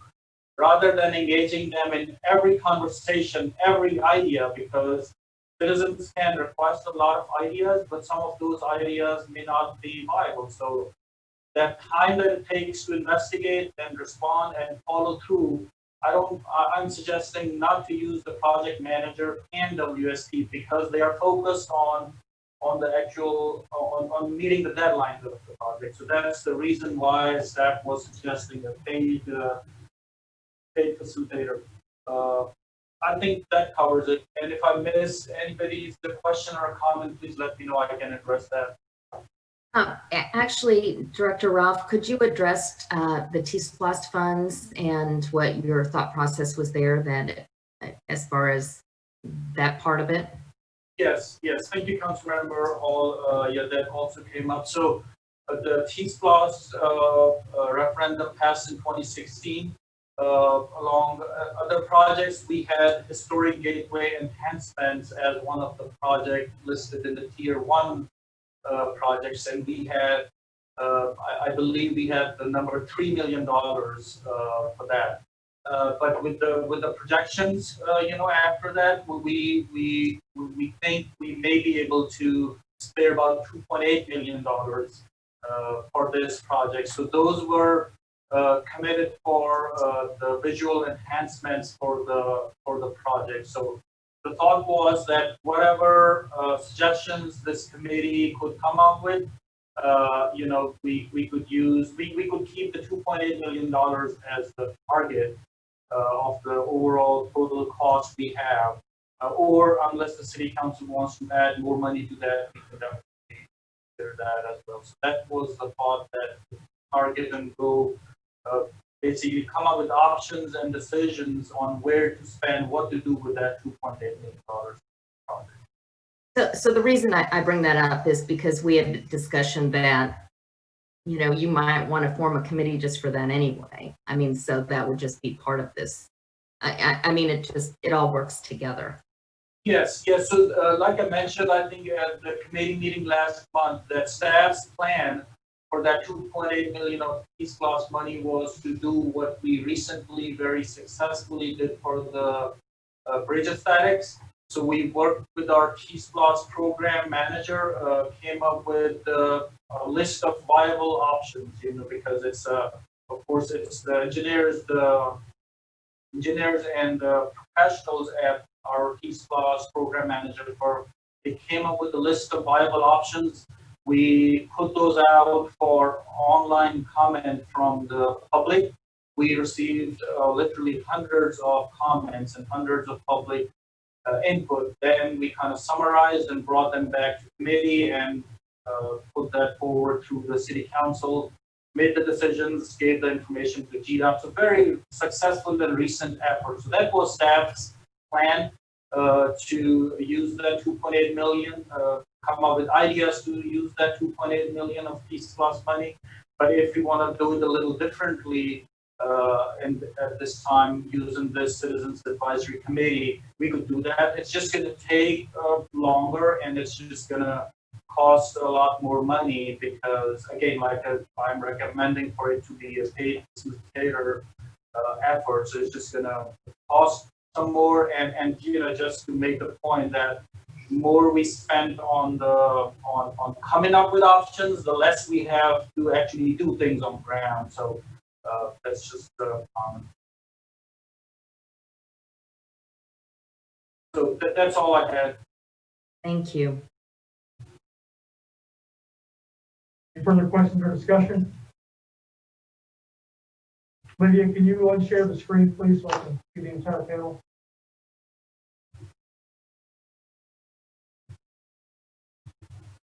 Thank you. Councilmember Tizer. Thank you, Gary. You know, I think between Mohammed and Councilmember Hall, they can work out some of these concerns and details he had. They don't sound like they're insurmountable by any means. You know, as far as paid facilitator, that whole thing, you know, I think he makes some good points there.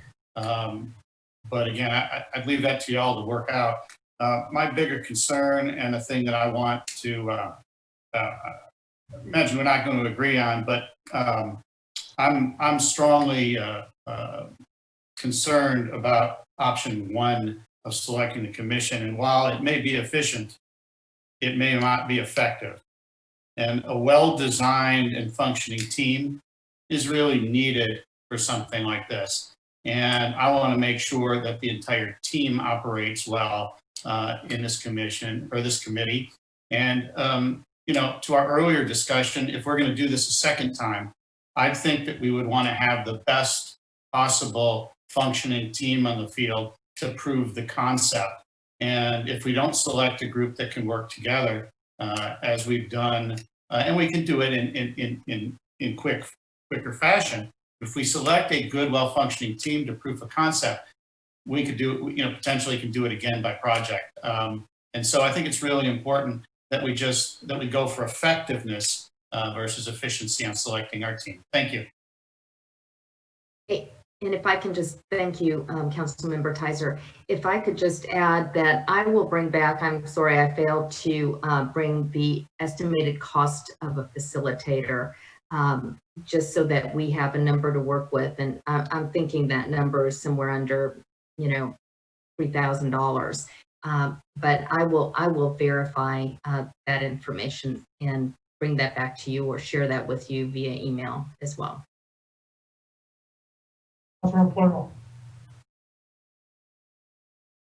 Thank you. So I was about to say how I'm opposed to spending for that facilitator. When hearing what the dollar amount might be, I might become more open-minded to it. But nonetheless, I think it definitely seems to me that we are really close. Based on the comments earlier today, my hope was that we'd get to a spot where we're ready to vote for it today. I understand the thought process and not feeling completely there. I feel we're 99% of the way there. I do feel this has already been delayed at least a month, if not longer. And so what I'd like to see, and I certainly open the conversation to see anything else we feel we need to walk through today, but I'd like to see this deferred and brought back the next committee meeting, not the next transportation committee. But again, we've already delayed it a few months. We're so close. And I think this is crucial that as soon as possible, we get this committee up and running and we have them immediately working with transportation, making sure that they have as much of the project as possible to work towards versus the potential of another month's delay. Councilmember Zapata. Thank you. So yeah, having a great overall positive and viable discussion today here. Back to the selection process. I believe that option number one is not only efficient, but it's effective. And pulling from names from formal applicants who demonstrate interest on participating on the committee, I think is very relevant. And someone had to prove that it's not effective. Having option number one in place, besides being efficient.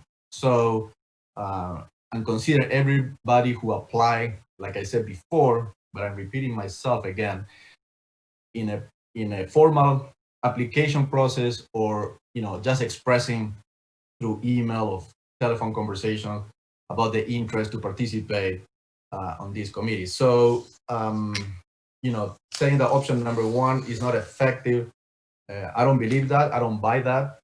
So I think that we definitely need to keep option number one on the table to be considered. Thank you. Councilmember Judy. Not to belabor anything, I think there's some key points that need to be discussed. I think the facilitator is obviously, I agree with Mohammed. I was getting ready to say, I don't know many staff members that would like to facilitate.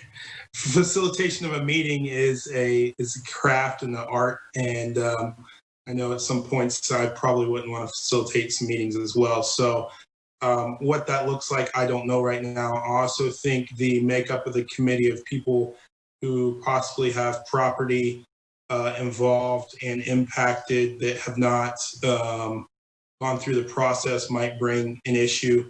I think, and then as far as the choices, I am not going to say one's not effective or the other. What I am going to say is I think the process that we did for the DDA, in my opinion, brought a stronger team. So I would support number two in that aspect versus number one. And that is just based upon what I see from my eyes. So that's my input, and hopefully we can get this taken care of, because I do feel like we're close as well. Mayor Henry. I've got a couple of things. One is I would like to reiterate that we have a hiring freeze and we have a spending freeze. I'll give you an example of the depth of the spending freeze. Marley is not purchasing snacks or mints, and I realize that might seem very minor. My office needs a printer that we are just working around because we are not spending money right now. So I would like to reiterate that. So as far as the facilitator goes, if this council wants to start picking and choosing what City Hall spends money on, we're going to be on a slippery slope. The other issue that I've got is, and I'll tell you what my proposal is, we're bumping up on 2 hours here for a committee meeting. And I'm sorry, but a committee meeting should not last longer than 2 hours. And we've got 5 more agenda items to cover in this committee. So I don't support anything being put onto an off-cycle committee meeting, because as they are, they're very full. What I would like to suggest is that Councilmember Hall bring this forward to council, and then also, in the meantime, gain consensus on what might be the best option as far as selecting these committee members and bring that forward as well. So I would not support delaying this in committee. I would support taking it forward. Thank you. And I will make that motion. And I'll second. I do want to point out that all 7 of us did support something off cycle today, which was the finance topic during the ComDev and transportation. I think it's important, and obviously it's going to fully go to the council meetings. But nonetheless, I ultimately agree, and I second the mayor's motion.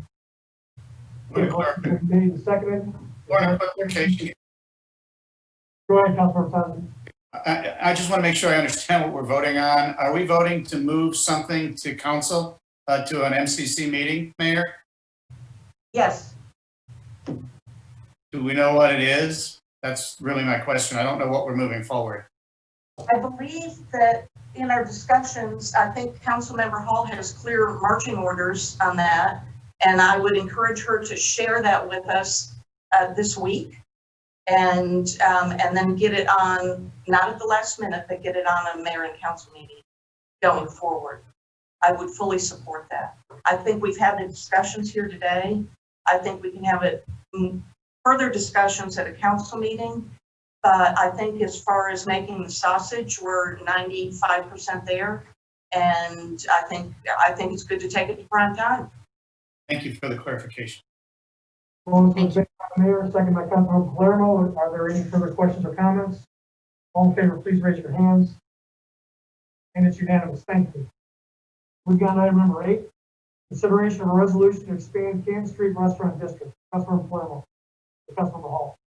Excellent. Thank you, Mr. Palmer.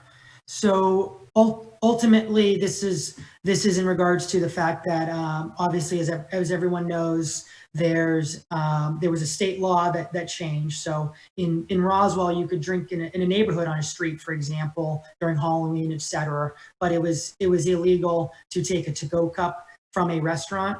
And then the state law changed that to really level the playing field for businesses and support businesses. And the council created there's a number of different names for it. I'll just call it the restaurant district because I forget what the number of times we've changed the official term. But and that was the Canton Street area. And then in 2016, 2017 timeframe, we, the council, had added on the area around the square. So that area became a new restaurant district as well. And then in 2018 or 2019, the majority of this current council expanded it, where we expanded it across Highway 9, just really in those efforts to expand the walkable downtown and supporting our businesses on both sides of Highway 9. And so really this is an effort to, especially during these tough times of COVID, to support some small businesses and potential restaurants, et cetera. And with that, I know I saw Councilman Tizer, I appreciate you sending the email and stating your opposition. And I do want to address those 2 concerns that I read. So one concern that I read was the fact that Magnolia right there is a little kind of winding road. And so I get that. At the same time, what I feel is the danger. The danger is when someone's walking intoxicated. It's not if they're carrying a plastic cup. This was in fact the same actual discussion this council had when we expanded it across Highway 9. One of the council members initially expressed their concern of that danger, and it was the same type of discussion which this council ended up unanimously supporting, approving it on the other side of Highway 9, because again, the danger is if someone's intoxicated, not with a plastic cup. The other concern that came about was the neighborhoods, the church, et cetera. And from there, just what I want to bring up. And again, I think it's a healthy discussion. I think every point was worth bringing up. I'm not saying those aren't valid to discuss. With it, I did talk to a number of residents in a nearby neighborhood.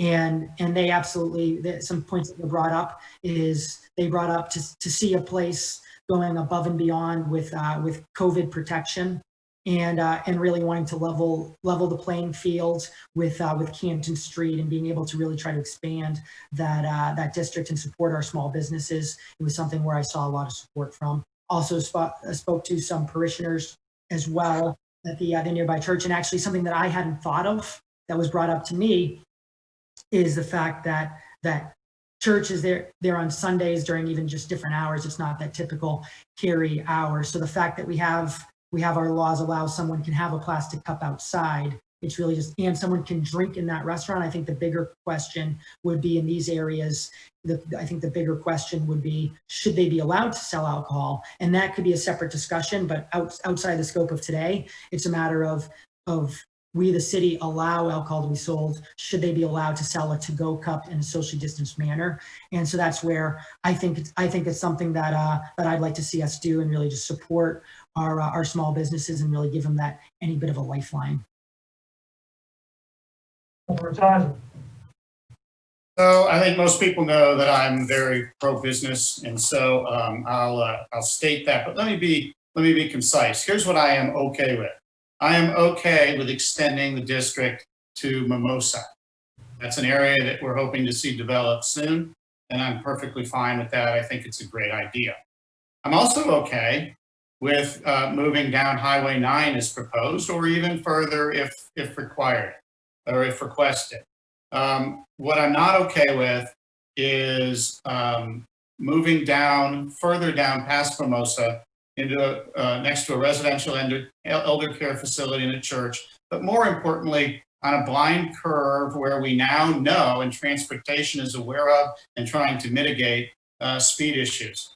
There is no crosswalk there. And so before I would even consider supporting this, I want transportation to go out and determine whether that could be the case, because as you come down from Canton Street, if you're coming that direction to this one individual restaurant, you're going to be on that side of the road and have to cross over from the elder care facility, and you're right at that dangerous spot. So while I am 100% behind helping small business, and that's basically everything I've grown up with.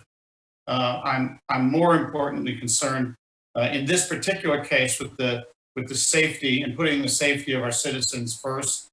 This one concerns me mostly because of just the specific curve, the specific speed, the problem we have right now that's going on, and the lack of the ability to safely cross the road. I shared with some of you earlier this week that when I went down to that restaurant several weeks ago before COVID, I guess months ago now before COVID, there was an officer standing there directing traffic coming out of the church. And as we came to cross the street, he waved us off and asked us to go all the way back up to Mimosa and cross at the crosswalk, because that spot in his determination was not safe. And so this is something that before we pass it, we better understand what position of RPD and transportation would be and how they might mitigate these dangers. I'm all for open carry of plastic cups with alcohol in them. I live in that particular area. I moved into that area knowing it, and so I'm fine with that. This is a particular case that needs a little bit of work before we get there. Thank you. Respond. Thank you. So, yeah, I'm looking here at the map from the packet, and seems to me that if you're coming down Canton Street and Magnolia Street, there's a light there, the traffic light. And seems to me that also if you're going to cross on Mimosa and Magnolia, there is a traffic light, with a pedestrian crossing, I believe so. And then I know that on the south side of Magnolia, there is a sidewalk. So you can perfectly walk Magnolia toward Canton Street and cross on Canton Street or Magnolia with a traffic light and pedestrian crossing lines. So I think it's a couple of options to cross very safely Magnolia coming from the north to the south. So, definitely transportation can confirm about traffic lights and crossing safety. from south of Magnolia to north of Magnolia. So if this is the case, having 2 traffic lights with the pedestrian crossing clearly marked, I don't see any extra danger other than just crossing any street on any city in the world. Yes, I travel this road quite a bit. It's the road to my house where I live. I have a question, and maybe this is for Mr. Halsey.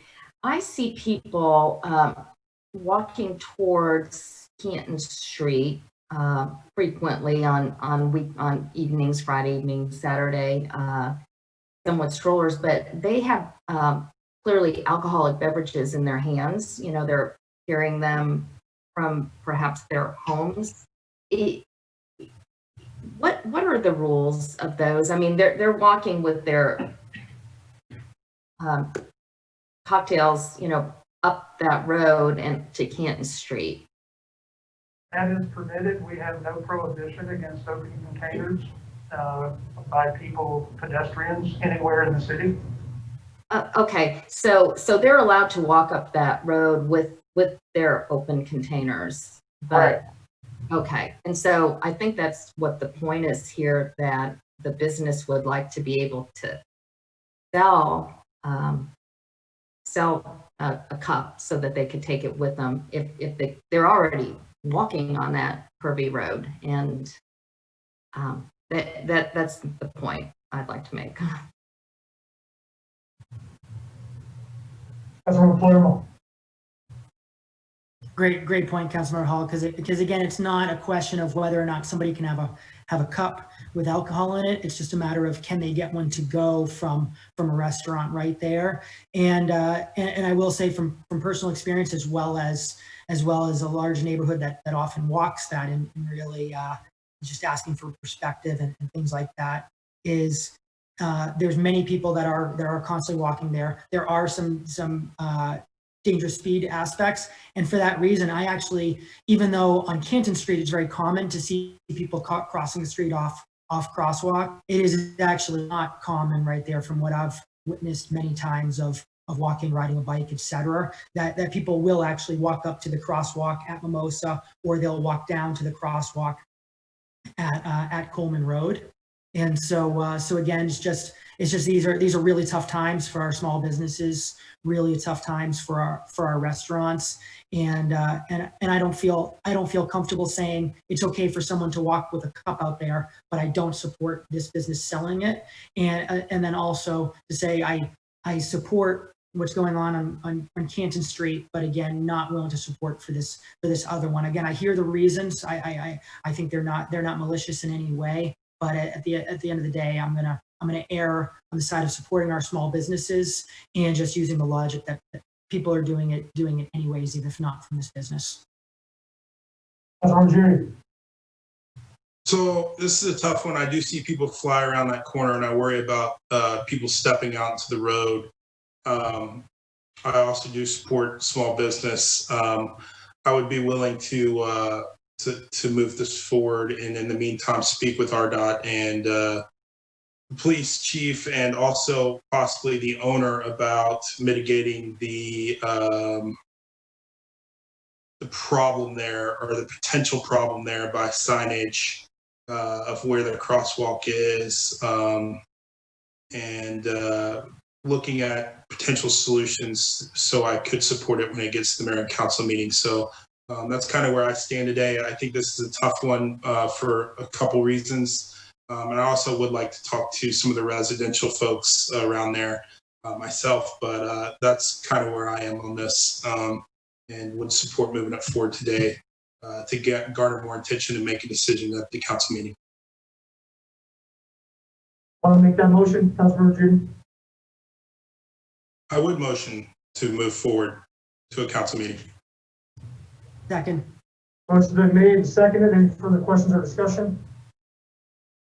I'll wait for the mayor. Mayor, the motion was to move forward to the council meeting. It's been seconded. I've got a comment first, please. And that is, I'm more than happy that this goes forward to a council meeting. However, I expressed this concern before. This is abutting our church community. As a matter of fact, most folks that frequent the restaurant we're talking about park in the church parking lot. So what my concern is that the church be notified. And it's my understanding, Mr. Halsey, that we don't need a first and second reading, which would negate the public notice. But I would like to make sure that when we bring it forward to council, that does involve a public notice that goes out. I agree with that. You can add that to my motion, Gary, if possible. Yeah. You still second that, Palermo? I still second that. Okay, motion been made, seconded, to move forward with conditions. Any questions or discussion? All in favor, please raise your hands. And it is Councilmember Hall, Councilmember Palermo, Councilmember Wellesley, Councilmember Espada, Mayor Henry and Councilmember Judy for, and Councilmember Tizer against. Thank you. Moving on to item number 9, discussion to add potential default zoning conditions in UDC. Councilmember Palermo. Excellent, thank you. So I have two items within here you'll see in the description. And so with that, there's 2 default conditions I'd like to see us add there. One is something that actually you'll all be very familiar with, that literally every single rezoning, variance, conditional use, we've always had the staff recommended condition of that it must, I forget the exact words, but comply with or follow the site plan material we follow. So that's something we always have to add. And therefore, instead of us always having the onus on us to add this condition, instead I'd prefer that to just be disclosed within the UDC. And therefore, council would always have the opportunity and the onus to decide when there's an exception. You know, a developer would have the right to ask, you know, I don't want to follow the site plan, and this mayor and council could decide if that's something they'll support with an added condition or that's something they won't. But nonetheless, I feel it adds an efficiency by not having their staff doesn't have to write it, remind it, etc. Council doesn't have to read it and name it every single time. But in addition to making it a little more efficient, I feel it reduces a risk.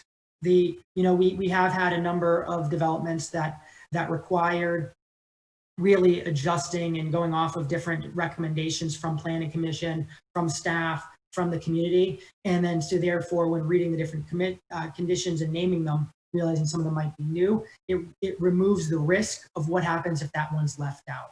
So that's the first one that's default that I'd like to see added in. The second one that I'd like to see added in as default is something that we started doing more recently, which is for mixed use properties that present that they're going to have residential and commercial, that prior to getting the residential CO, they will have built the commercial that they've put forward in their site plan. So this is something that we started doing with, and it was partially done with Old Alabama and even more partially done with the Target, but it's something that's very common in Alpharetta, and it seems to have worked well in just ensuring that what the developers telling the public, showing the public as well as showing the council is going to occur. So that what I'd like to see is us adding a default that a part of the code is that if you're requesting mixed use, prior to getting the CO on the residential, the commercial and the site plan must be built. And so those are the two defaults I'd like to see us add. And again, just like I mentioned for the first one, there's always the council has full authority. So if mayor and council says, no, that's the default, but I'm actually going to say that you don't have to do it this time, or it can be done in a different percentage. That's something that's still a flexibility available. It's just, I want to make sure we're setting the right expectations with the standard default without having to add that there. So those are my items, and I see Councilman Judy has some questions or comments. Judy. Yeah, so on the second one, on the mixed use one, obviously people want to build simultaneously.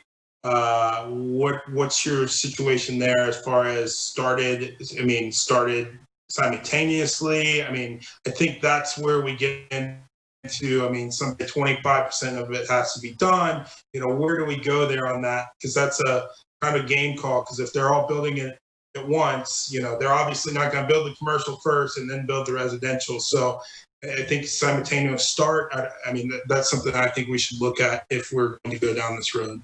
So you bring up some great points, and I actually want to even add a little more flexibility, but I think you're absolutely right. So so they have, let's say, residential building and they have a commercial building, and we're saying you need to have the commercial building built before you get the CO on the residential. That supports simultaneous. So it's because it's basically saying they can fully build the residential, they just can't have people moving in until they've built the commercial.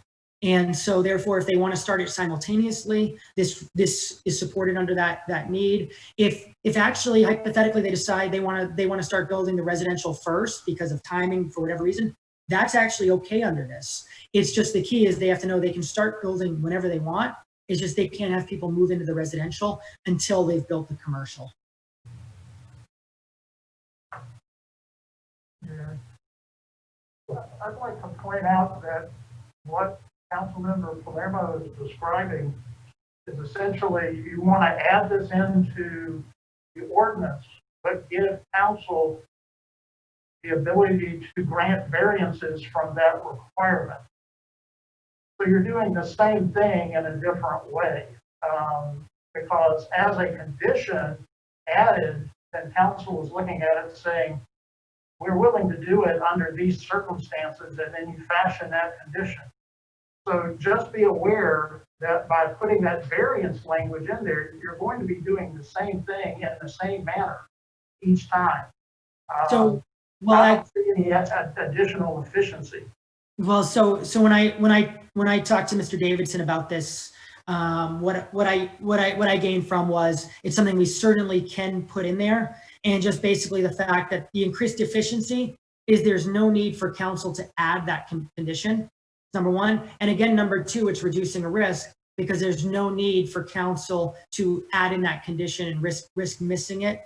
And actually number three, I'd say it's being more transparent to those that want to develop as well as residents that are reading our code, because instead of it just being a condition that hypothetically may or may not get added on, it's something to expect within the code, and council can always change it. And I definitely want to make sure there is that flexibility where council can add a condition that's basically overriding it. But nonetheless, I think that absolutely does need to be the standard in the default. And so that's what I'm hoping this committee will support. Any further questions or comments? Councilor Espada. Thank you, Mayor. And that, I mean, it's a great initiative, and I think we will bring one more benefit, which is for the future residents moving into the residential component of the development, because there's some cases that they've been promised that the commercial will come in, a cute, nice, upscale, a small supermarket will be there too, and other restaurants and blah, blah, blah. And then this never happened. So then these residents who move in with the expectation to be able to enjoy and benefit out of the commercial aspect of the development, this never happened. So we are protecting also future residents, because they will know that if they move it in there, will be everything that they've been promised that will be surrounding the development, the mixed-use development. So I think that that is one more step to protect future residents of these mixed-use developments. Thank you for the discussion, everyone. So this, I believe this item is a discussion item. And so I would encourage Councilmember Palermo, if you could get together with whomever in legal, whether it be Mr. Davidson or Mr. Halsey, put something in writing for us to see. I'd appreciate that for whatever the next step might be. Thank you. Councilor Halsey. Yes, and thank you, Gary. I do think there's a lot of value in tying approval to a site plan. One thing I'd like for some careful consideration to be given to is how do we address situations where There's a lot of design work and condition done on the dais at the last minute. A case in point was the 2017 approval of the project at Sun Valley. I've taken a look at the site plan that was actually approved at the council meeting, but there was discussion and design on the dais that was done that required them to go back and completely change that project. So what came back looks nothing like what was built. There was also no contingent occupancy requirements made either. So how do we address situations like that? Ideally, I know in other cities when site plans and projects come to council, they are, the sausage has been cooked, the work has been done, and it's gone through an iterative process where the site plan is very close to final and something that's being approved. But I think when, how do we address if council is giving guidance at the last minute that dramatically changes the site plan? That's something that they must address. So something I'd be happy to talk with you further, Councilmember Palermo. This is excellent feedback, exactly what I was looking for. So basically, I got good feedback from Councilman Judy, just wanting to understand the simultaneous type aspect and what that looks like, and I'll make sure that's kind of clear and in there. And Councilmember Wilsey, you bring up a great point and a real example with Sun Valley, and there wasn't an occupancy condition, things like that, which this actually will make sure does not happen in the future. So this will address that, and I'll make sure I'm prepared to discuss that. I want to give one last chance. So just so you're aware, this is helpful feedback. What my plan is to do is basically come back, and I'll come back with two separate ordinances or whatever the legal term is that actually shows the exact aspect. And I will be coming back requesting a vote at that next meeting with the write-up, which will be in the packet in advance. Is there any other feedback that you have, whether it's concerns, recommendations, anything else that you'd want to see that I include or don't include at a high level? All right, so with that, I got my marching orders. So Mr. Palmer, I'll work with you and with Livia just separately on just submitting two items next month, which I'll have written up by legal. Got it, thank you. Moving on to item number 10, consideration to amend Article 3, alcoholic beverages of the Code of Ordinances of the City of Roswell to remove the malt, beer, and wine restrictions within the Parkway Village District. Councilmember Tizer and Zapata. Thank you, Gary, and thank you, Councilmember Zapata, for joining together on this one. This is a change to our alcohol and beverage restrictions in the Parkway Village, where today a liquor store can sell spirits but can't sell beer and wine. That doesn't seem to make a whole lot of sense, especially since in that same place a grocery store or a drugstore, pharmacy can sell beer and wine. So I'm asking for your support to make that change and appreciate the opportunity to do so. Thank you. Councilmember Hall. Thank you, Gary. Could we have a little bit of history of how this happened, that this is possible?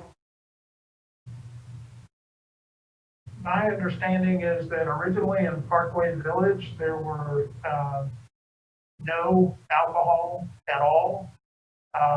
Then over the years, council made exceptions that allowed beer and wine to be sold. Then when the UDC came through, liquor stores were added as an allowed use within Parkway Village, but we didn't realize that the beer and wine restrictions that originally were in Parkway Village still applied. And so that's how the anomaly came to be. It's just a 25-year history of starting out with no alcohol and then allowing some in different areas. And now we're just trying to make it uniform. Any further questions, comments, Councilman Palermo? Thank you. So yeah, my interpretation lines up with what Mr. Halsey described. It was my interpretation that from basically everything I've heard or read, et cetera, is that there wasn't a conscious plan to decide that in the Parkway Village, let's remove this this restriction and add liquor stores, and that they forgot to add beer and wine. In fact, it seemed to me like it was the opposite, that beer and wine restriction was intentionally added, whereas in the liquor store was not consciously planned for. I think this is a very reasonable and important discussion, so I definitely appreciate Councilman Tizer and Councilman Zapata bringing this forward. For me, I certainly see the merit in wanting to make a change, just because, again, the fact that liquor stores are allowed and beer and wine are not, that doesn't make any sense. My concern goes with the fact that, again, I feel the mistake was not to not allow beer and wine, it was to allow liquor stores. So are we addressing it in the right way? I think that's up for debate. But for me, and this actually kind of came up with even our UDC updates that we had regarding mixed use development and multifamily, et cetera, last month.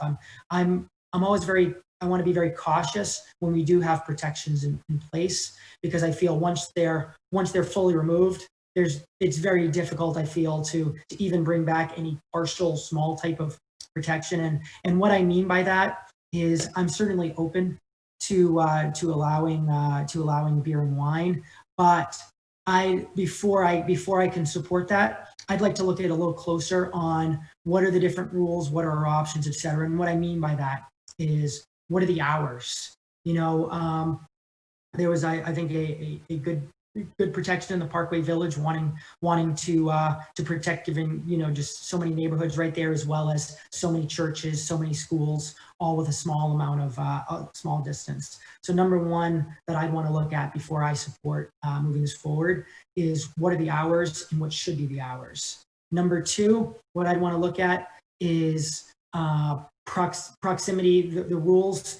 Is it purely state-based rules that we're following? Do we have our own city-based rules on the proximity to churches, schools, neighborhoods, all those different aspects? So that's just something that I'd want to understand before I could support this, and just basically having that discussion, because again, I think it's a merited discussion. I just want to make sure we're not rushing it, realizing that maybe we could have done a little better for our neighborhoods and community if we actually added it or supported it, but with additional or separate conditions. So just some food for thought. I'd like to really simplify this, if I may. It would be one discussion if we were contemplating allowing our drugstores to sell liquor, but that's not what we're contemplating. We've got liquor stores that can sell liquor, but not beer and wine. And they've got hours set already. We've got city codes involved. We deal with the state legislation. And when it's appropriate to make a motion, I'd like to make a motion to move this forward as is.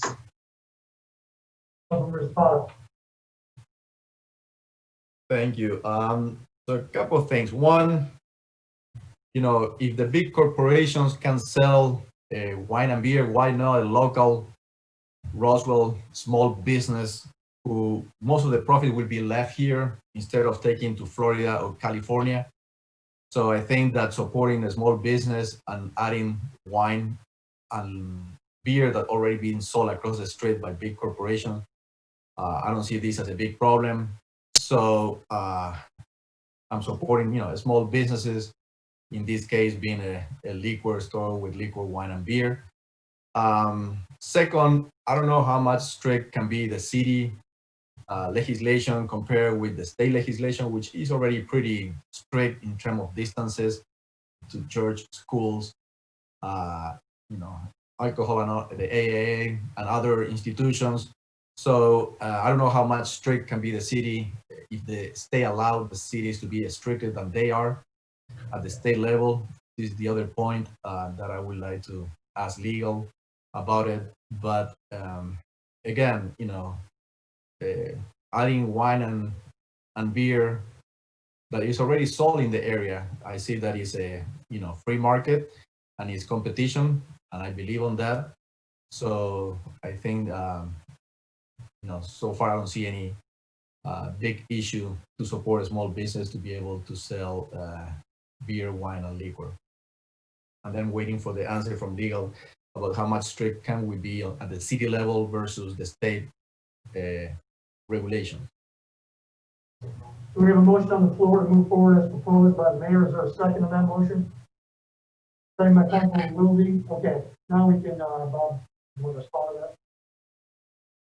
This doesn't change the distance requirements or any of the operating things. Liquor stores generally have the greater restrictions on them, and adding beer and wine there isn't going to change that. So we're not changing the character by adding beer and wine to where you already allow liquor sales.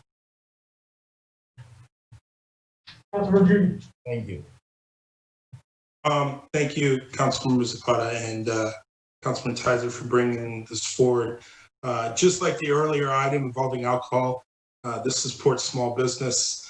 I don't think there's any more danger in this and or distance actually to churches, schools, etc. As the previous item. So therefore I support this and move it forward. Thank you. Any further questions or comments? If not, all in favor, please raise your hands. Councilman Claremont, are you in support of this? Okay, so the motion carries. Thank you. Moving back to transportation. Item number 3, consideration to sign an agreement with Georgia Power for the relocation of utilities required by the State Route 9 at Oxbow Road intersection Peace Plus project.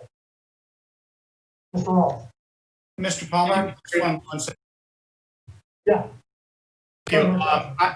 I've got a family medical issue that I'm going to need to head out to. I have to be there by 11, so I'll be signing off. Mohammed and transportation, I'll try and catch up with you to see your presentation at a later date. Thank you.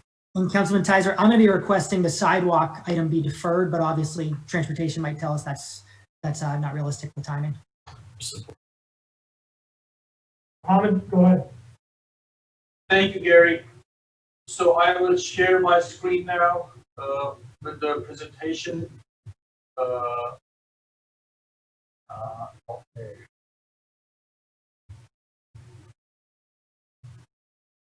Can they pass it?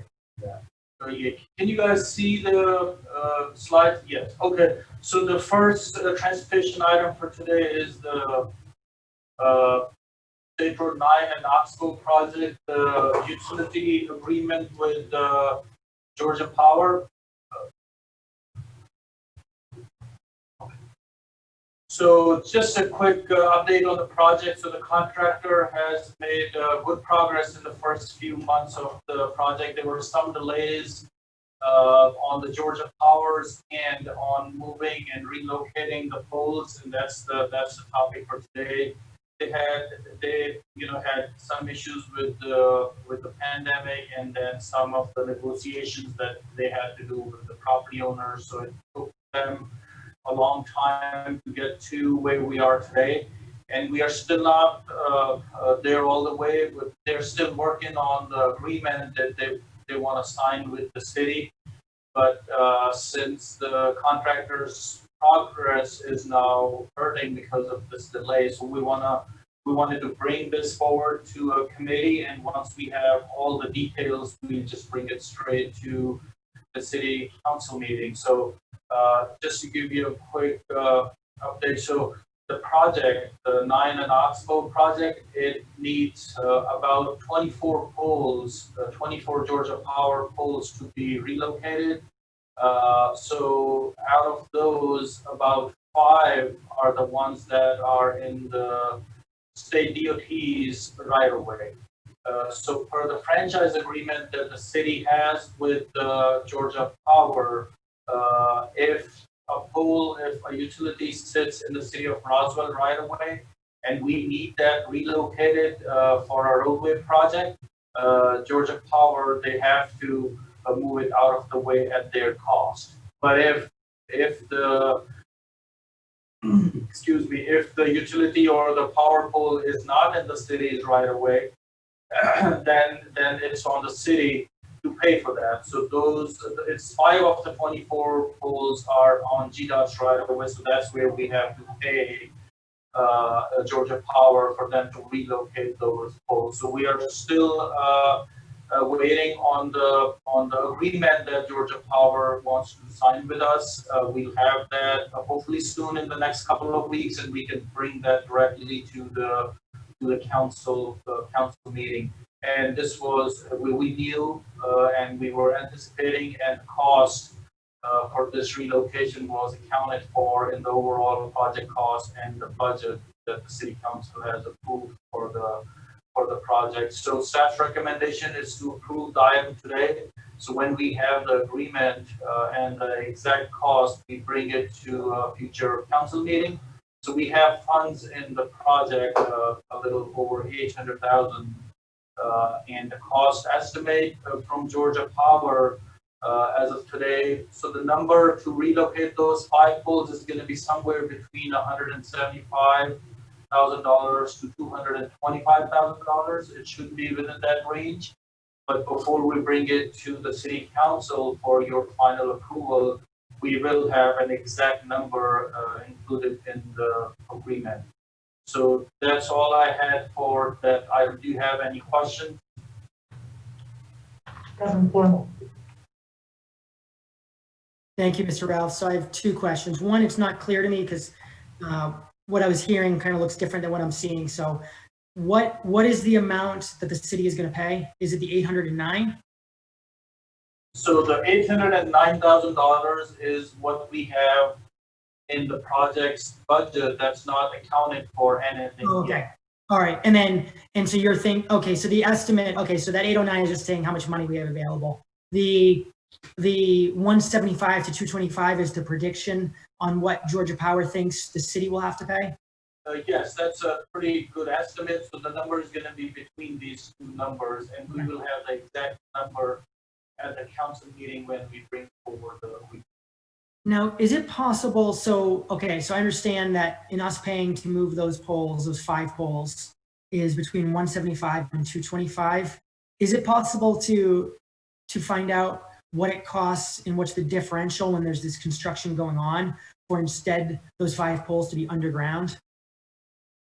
Yes, so I actually had a recent conversation, once again on this burying the utilities topic with Misty Fernandez with Georgia Power. She's the area manager for us.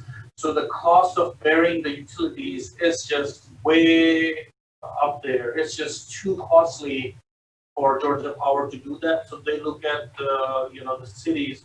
If they want to do a project and bury utilities, they want the cities to pay for it because it does not make sense for them to spend that much money. Let me clarify my question. So I know there's 24 poles approximately, and Georgia Power is going to pay for approximately 19. We'll pay for approximately 5. So my question is not how much would it cost for Georgia Power to bury all 24 of those. My question is purely on just the 5 that we have to pay for. How much more would that cost for just those 5? I mean, are we talking, does it go from 175 to 225 up to, does it add an extra 50K? Does it add an extra 500K? Just know for these specific 5 that we have to pay for anyways. Yes, so based on the recent, not recent, but based on the experience within the city of Roswell for our Oak Street project many years ago and the East Alley project, it would go up multiple folds. So it'll be a few times more than this number. So maybe we'd be touching a few $100,000 more on top. So that's a very costly undertaking. Okay. Councilman Hall. Thank you, Gary. Director Ralph, we had talked about seeing if Georgia Power would be willing to pick up the cost of of our 5 poles for various reasons. They're bigger, we're a small, poor city, and they've had some delays. Did you have an opportunity to discuss that with Misty? Yes, thank you, Councilmember Hall. That was a good suggestion made a couple of weeks ago. So yeah, that was the reason of why I called to Misty Fernandez at Georgia Power. So yes, she gave me her opinion on that. She said she'd love to help us as a partner But then, again, we have a franchise agreement, and she said the legal department of her side, they will not let her do that because those are the terms of the agreement. And again, if they do it for us, they get the request all the time, but they never do it because if they do it for one city, then every other city is going to want to ask them to, and they just don't think it's fair to all their customers on their side to do things for, other city governments, and kind of pay for it and not collect money that would cost them. So I asked that she'd love to do it, but unfortunately can't. And there's no other opportunities for saving or benefiting on getting a cost reduction because they're doing 19 of them or they're already there? Any other opportunities for savings? Yeah, so they would love to get paid for those 19 as well, but per the agreement, they have to move those out of the way at no cost to the city. So they are spending a lot of money on those 19, but for these 5, they have the opportunity to, they have the right basically to charge the city, and that's what's happening in this case. Respond. Thank you. So a couple of things, I believe that will be important to have at the mayor and council meeting packet 2 things. One, a map with the exact location of all these 5 posts that the city of Roswell will have to pay, number 1. Number 2, a comparison table where we have those 5 posts, either relocated posts or bury those utilities where the 5 posts are planned. So, and then mayor and council can decide based on the table on the packet at the next mayor and council meeting, what is better for the community. So those are the 2 things that I would like to see on the packet for the mayor and council meeting. And then, I think it's a great opportunity based on the income generating for Georgia Power on Roswell, city of Roswell. Maybe they can give up a certain percentage of this revenue and profit proportionally to the city, because the argument that every city will request that, maybe they can allocate a certain percentage of the profit back into the community where they're making a profit. So I think that maybe we could insist again some sort of help from Georgia Power, given the level of business that the city of Roswell and the citizens and the taxpayers of Roswell are giving to Georgia Power. Then maybe it's a good way for them to show some support to the community and give something back to the community where they are profiting. So I would like to insist with Georgia Power some sort of help on this. We still be generating they will still be generating revenue after relocating those 5 poles from the city of Roswell. So I think that the argument of every city will request that, then I don't buy it much, especially if they take in consideration in a percentage of the revenue generated by each of the cities that they serve.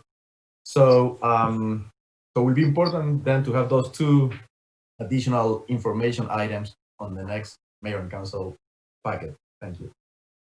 So I can comment on the 2, Councilmember Zapata. We can definitely have a map of the 5 poles at the council meeting. For a cost estimate for burying the utilities, that may be a little tough. So Georgia Power gives us 2 options. They said, okay, they takes them some time to investigate and give us a cost estimate. But the cost estimate we request, that's generally a very, very rough cost estimate. And once you dig up whole areas like the area along Highway 9, there is always unforeseen situations. So their rough estimate may change significantly later. So that's what happened in case of, I remember, Oak Street in the city. So what Georgia Power also offers that if we pay them certain money, to investigate, do some subsurface investigation to give them to give us a more exact estimate. So we can always pay a few grand for them to do a more exact estimate. But I can tell you from experience and from what we have heard from Georgia Power for several other instances and other projects, other areas in the city, that the cost is multiple times more than the normal just replacement of this. We would probably be looking at close to $1 million for that. But if you like, we can try and ask for bearing the utilities cost, but it could take a few months. But we do not necessarily have that time on the project. We need to get these poles out of the way for the contractor to make progress. So we will try and ask, but I cannot really promise that for the council meeting. Councilmember Wilson. Yes, thank you. Director Ralph, just a question for information, really. With the above ground poles, are there any options available for materials or height or anything like that? Or is all of that basically guided by, the engineering specifications? Yeah, it's generally just the specifications, and since we are actually talking about a total of 24 poles, so again, if we are looking for some, better looking poles or aesthetically pleasing poles, it would just take maybe a little longer for them to design and construct, and we are actually pretty far into the process. And then talking about the height and like the size of the pole, that's really an engineering and the specification that they have the expertise on, they decide. And of course, if we can do like taller, bigger poles, there is generally fewer poles. But if you remember, we had not a very pleasant experience not too long ago at the Hardscrabble Green Loop project, where for multiple reasons, they were like very tall, gigantic concrete poles were installed. They were much fewer in number, but they were gigantic and the community did not like. So I guess in this case, these are just going to be the regular utility poles that are up and down pretty much every corridor in the city. There may be options, but it just takes a lot of time and extra money to do like more than just standard poles for them. I guess to me, if burying them is not feasible at all, it might be worth trying to see what other options are available to make it, a little more attractive and unobtrusive, kind of as a compromise somewhere. So I would love to talk with you a little bit more about this outside this meeting. Yes, we can have the initial conversation with the Georgia Power, not changing their design, like not changing the number of poles and the size, because that's like the design and that's what they need. Given that, if there's options and maybe the type of pole or some colors and stuff, we can definitely initiate that conversation. And that actually doesn't necessarily delay if you're just talking painting. That could be done later after installation. So I will have a conversation with Georgia Power and get back to you. Okay, great. Thank you. Can you share your screen so I can see the entire panel, please? Yes.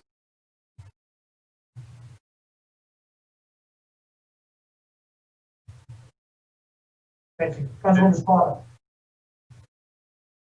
Thank you. So just to clarify, if I understood correctly, regarding to have on the next mayor and council meeting a comparison table between the post versus bearing the utilities is like one of the leading utilities company in the United States with so much experience of bearing utilities in many parts of the country in many different situations.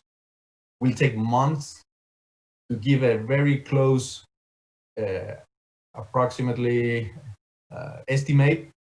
I just want to clarify if I understood correctly this point from one of the leading utility companies in the United States. Yes. So what I'm just to clarify one more time, it may take months for them to give us a rough estimate for for a more closer kind of exact estimate, they charge us. They charge the cities some money to investigate in a little bit more depth, do some underground investigation of what exists there if they're able to vary. So, and what I can offer is I can request Georgia Power maybe to come to one of our meetings and explain that to guys. And I think that could be a good conversation to have, because we get very big utilities requests from our citizens all the time for different projects. So I think it would be good to hear directly from Georgia Power at one of these meetings, and I can make that request. We have a great working relationship. They're a good partner to us. I can do my best to arrange that. I think that's doable. I can do that. Great, thank you. Thank you. Is there a motion from the council on this item?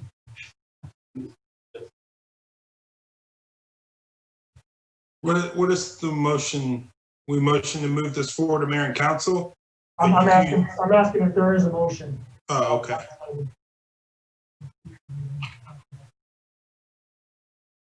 So I would like to make a motion that we move this to, or actually, can I get some clarifications?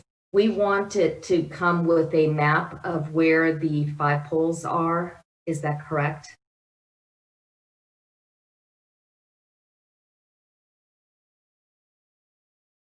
So I make a motion that we move this to mayor and council with the map and the location of where the 5 poles are. And what about the comparison table? At least this is a rough estimate that maybe can be polished during the meeting by someone from Georgia Power. So, yeah, Councilor Zapata, like I said, that estimate is not going to happen in weeks. I can tell you that.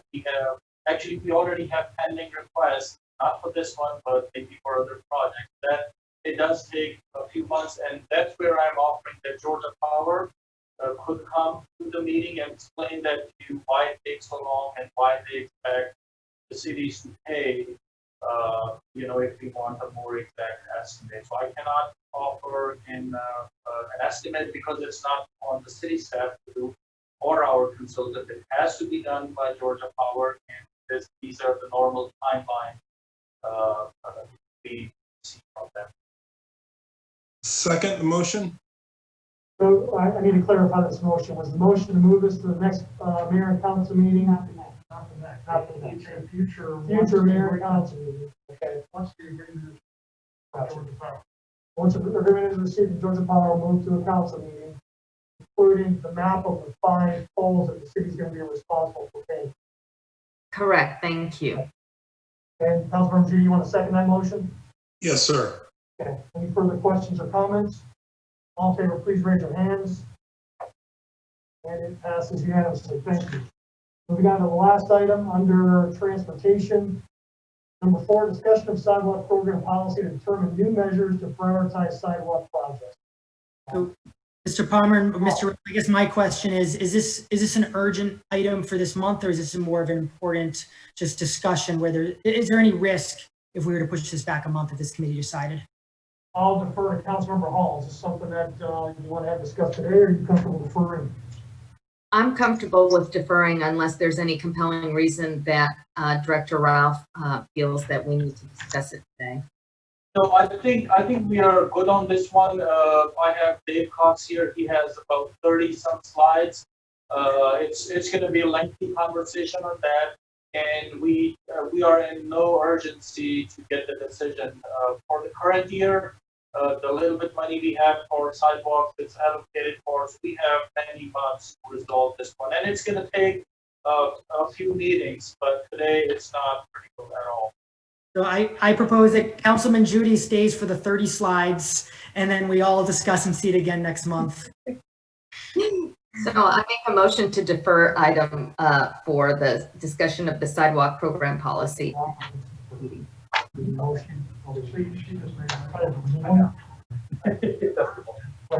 there's a motion on the floor to defer the session of the next transportation committee meeting. Is there a second?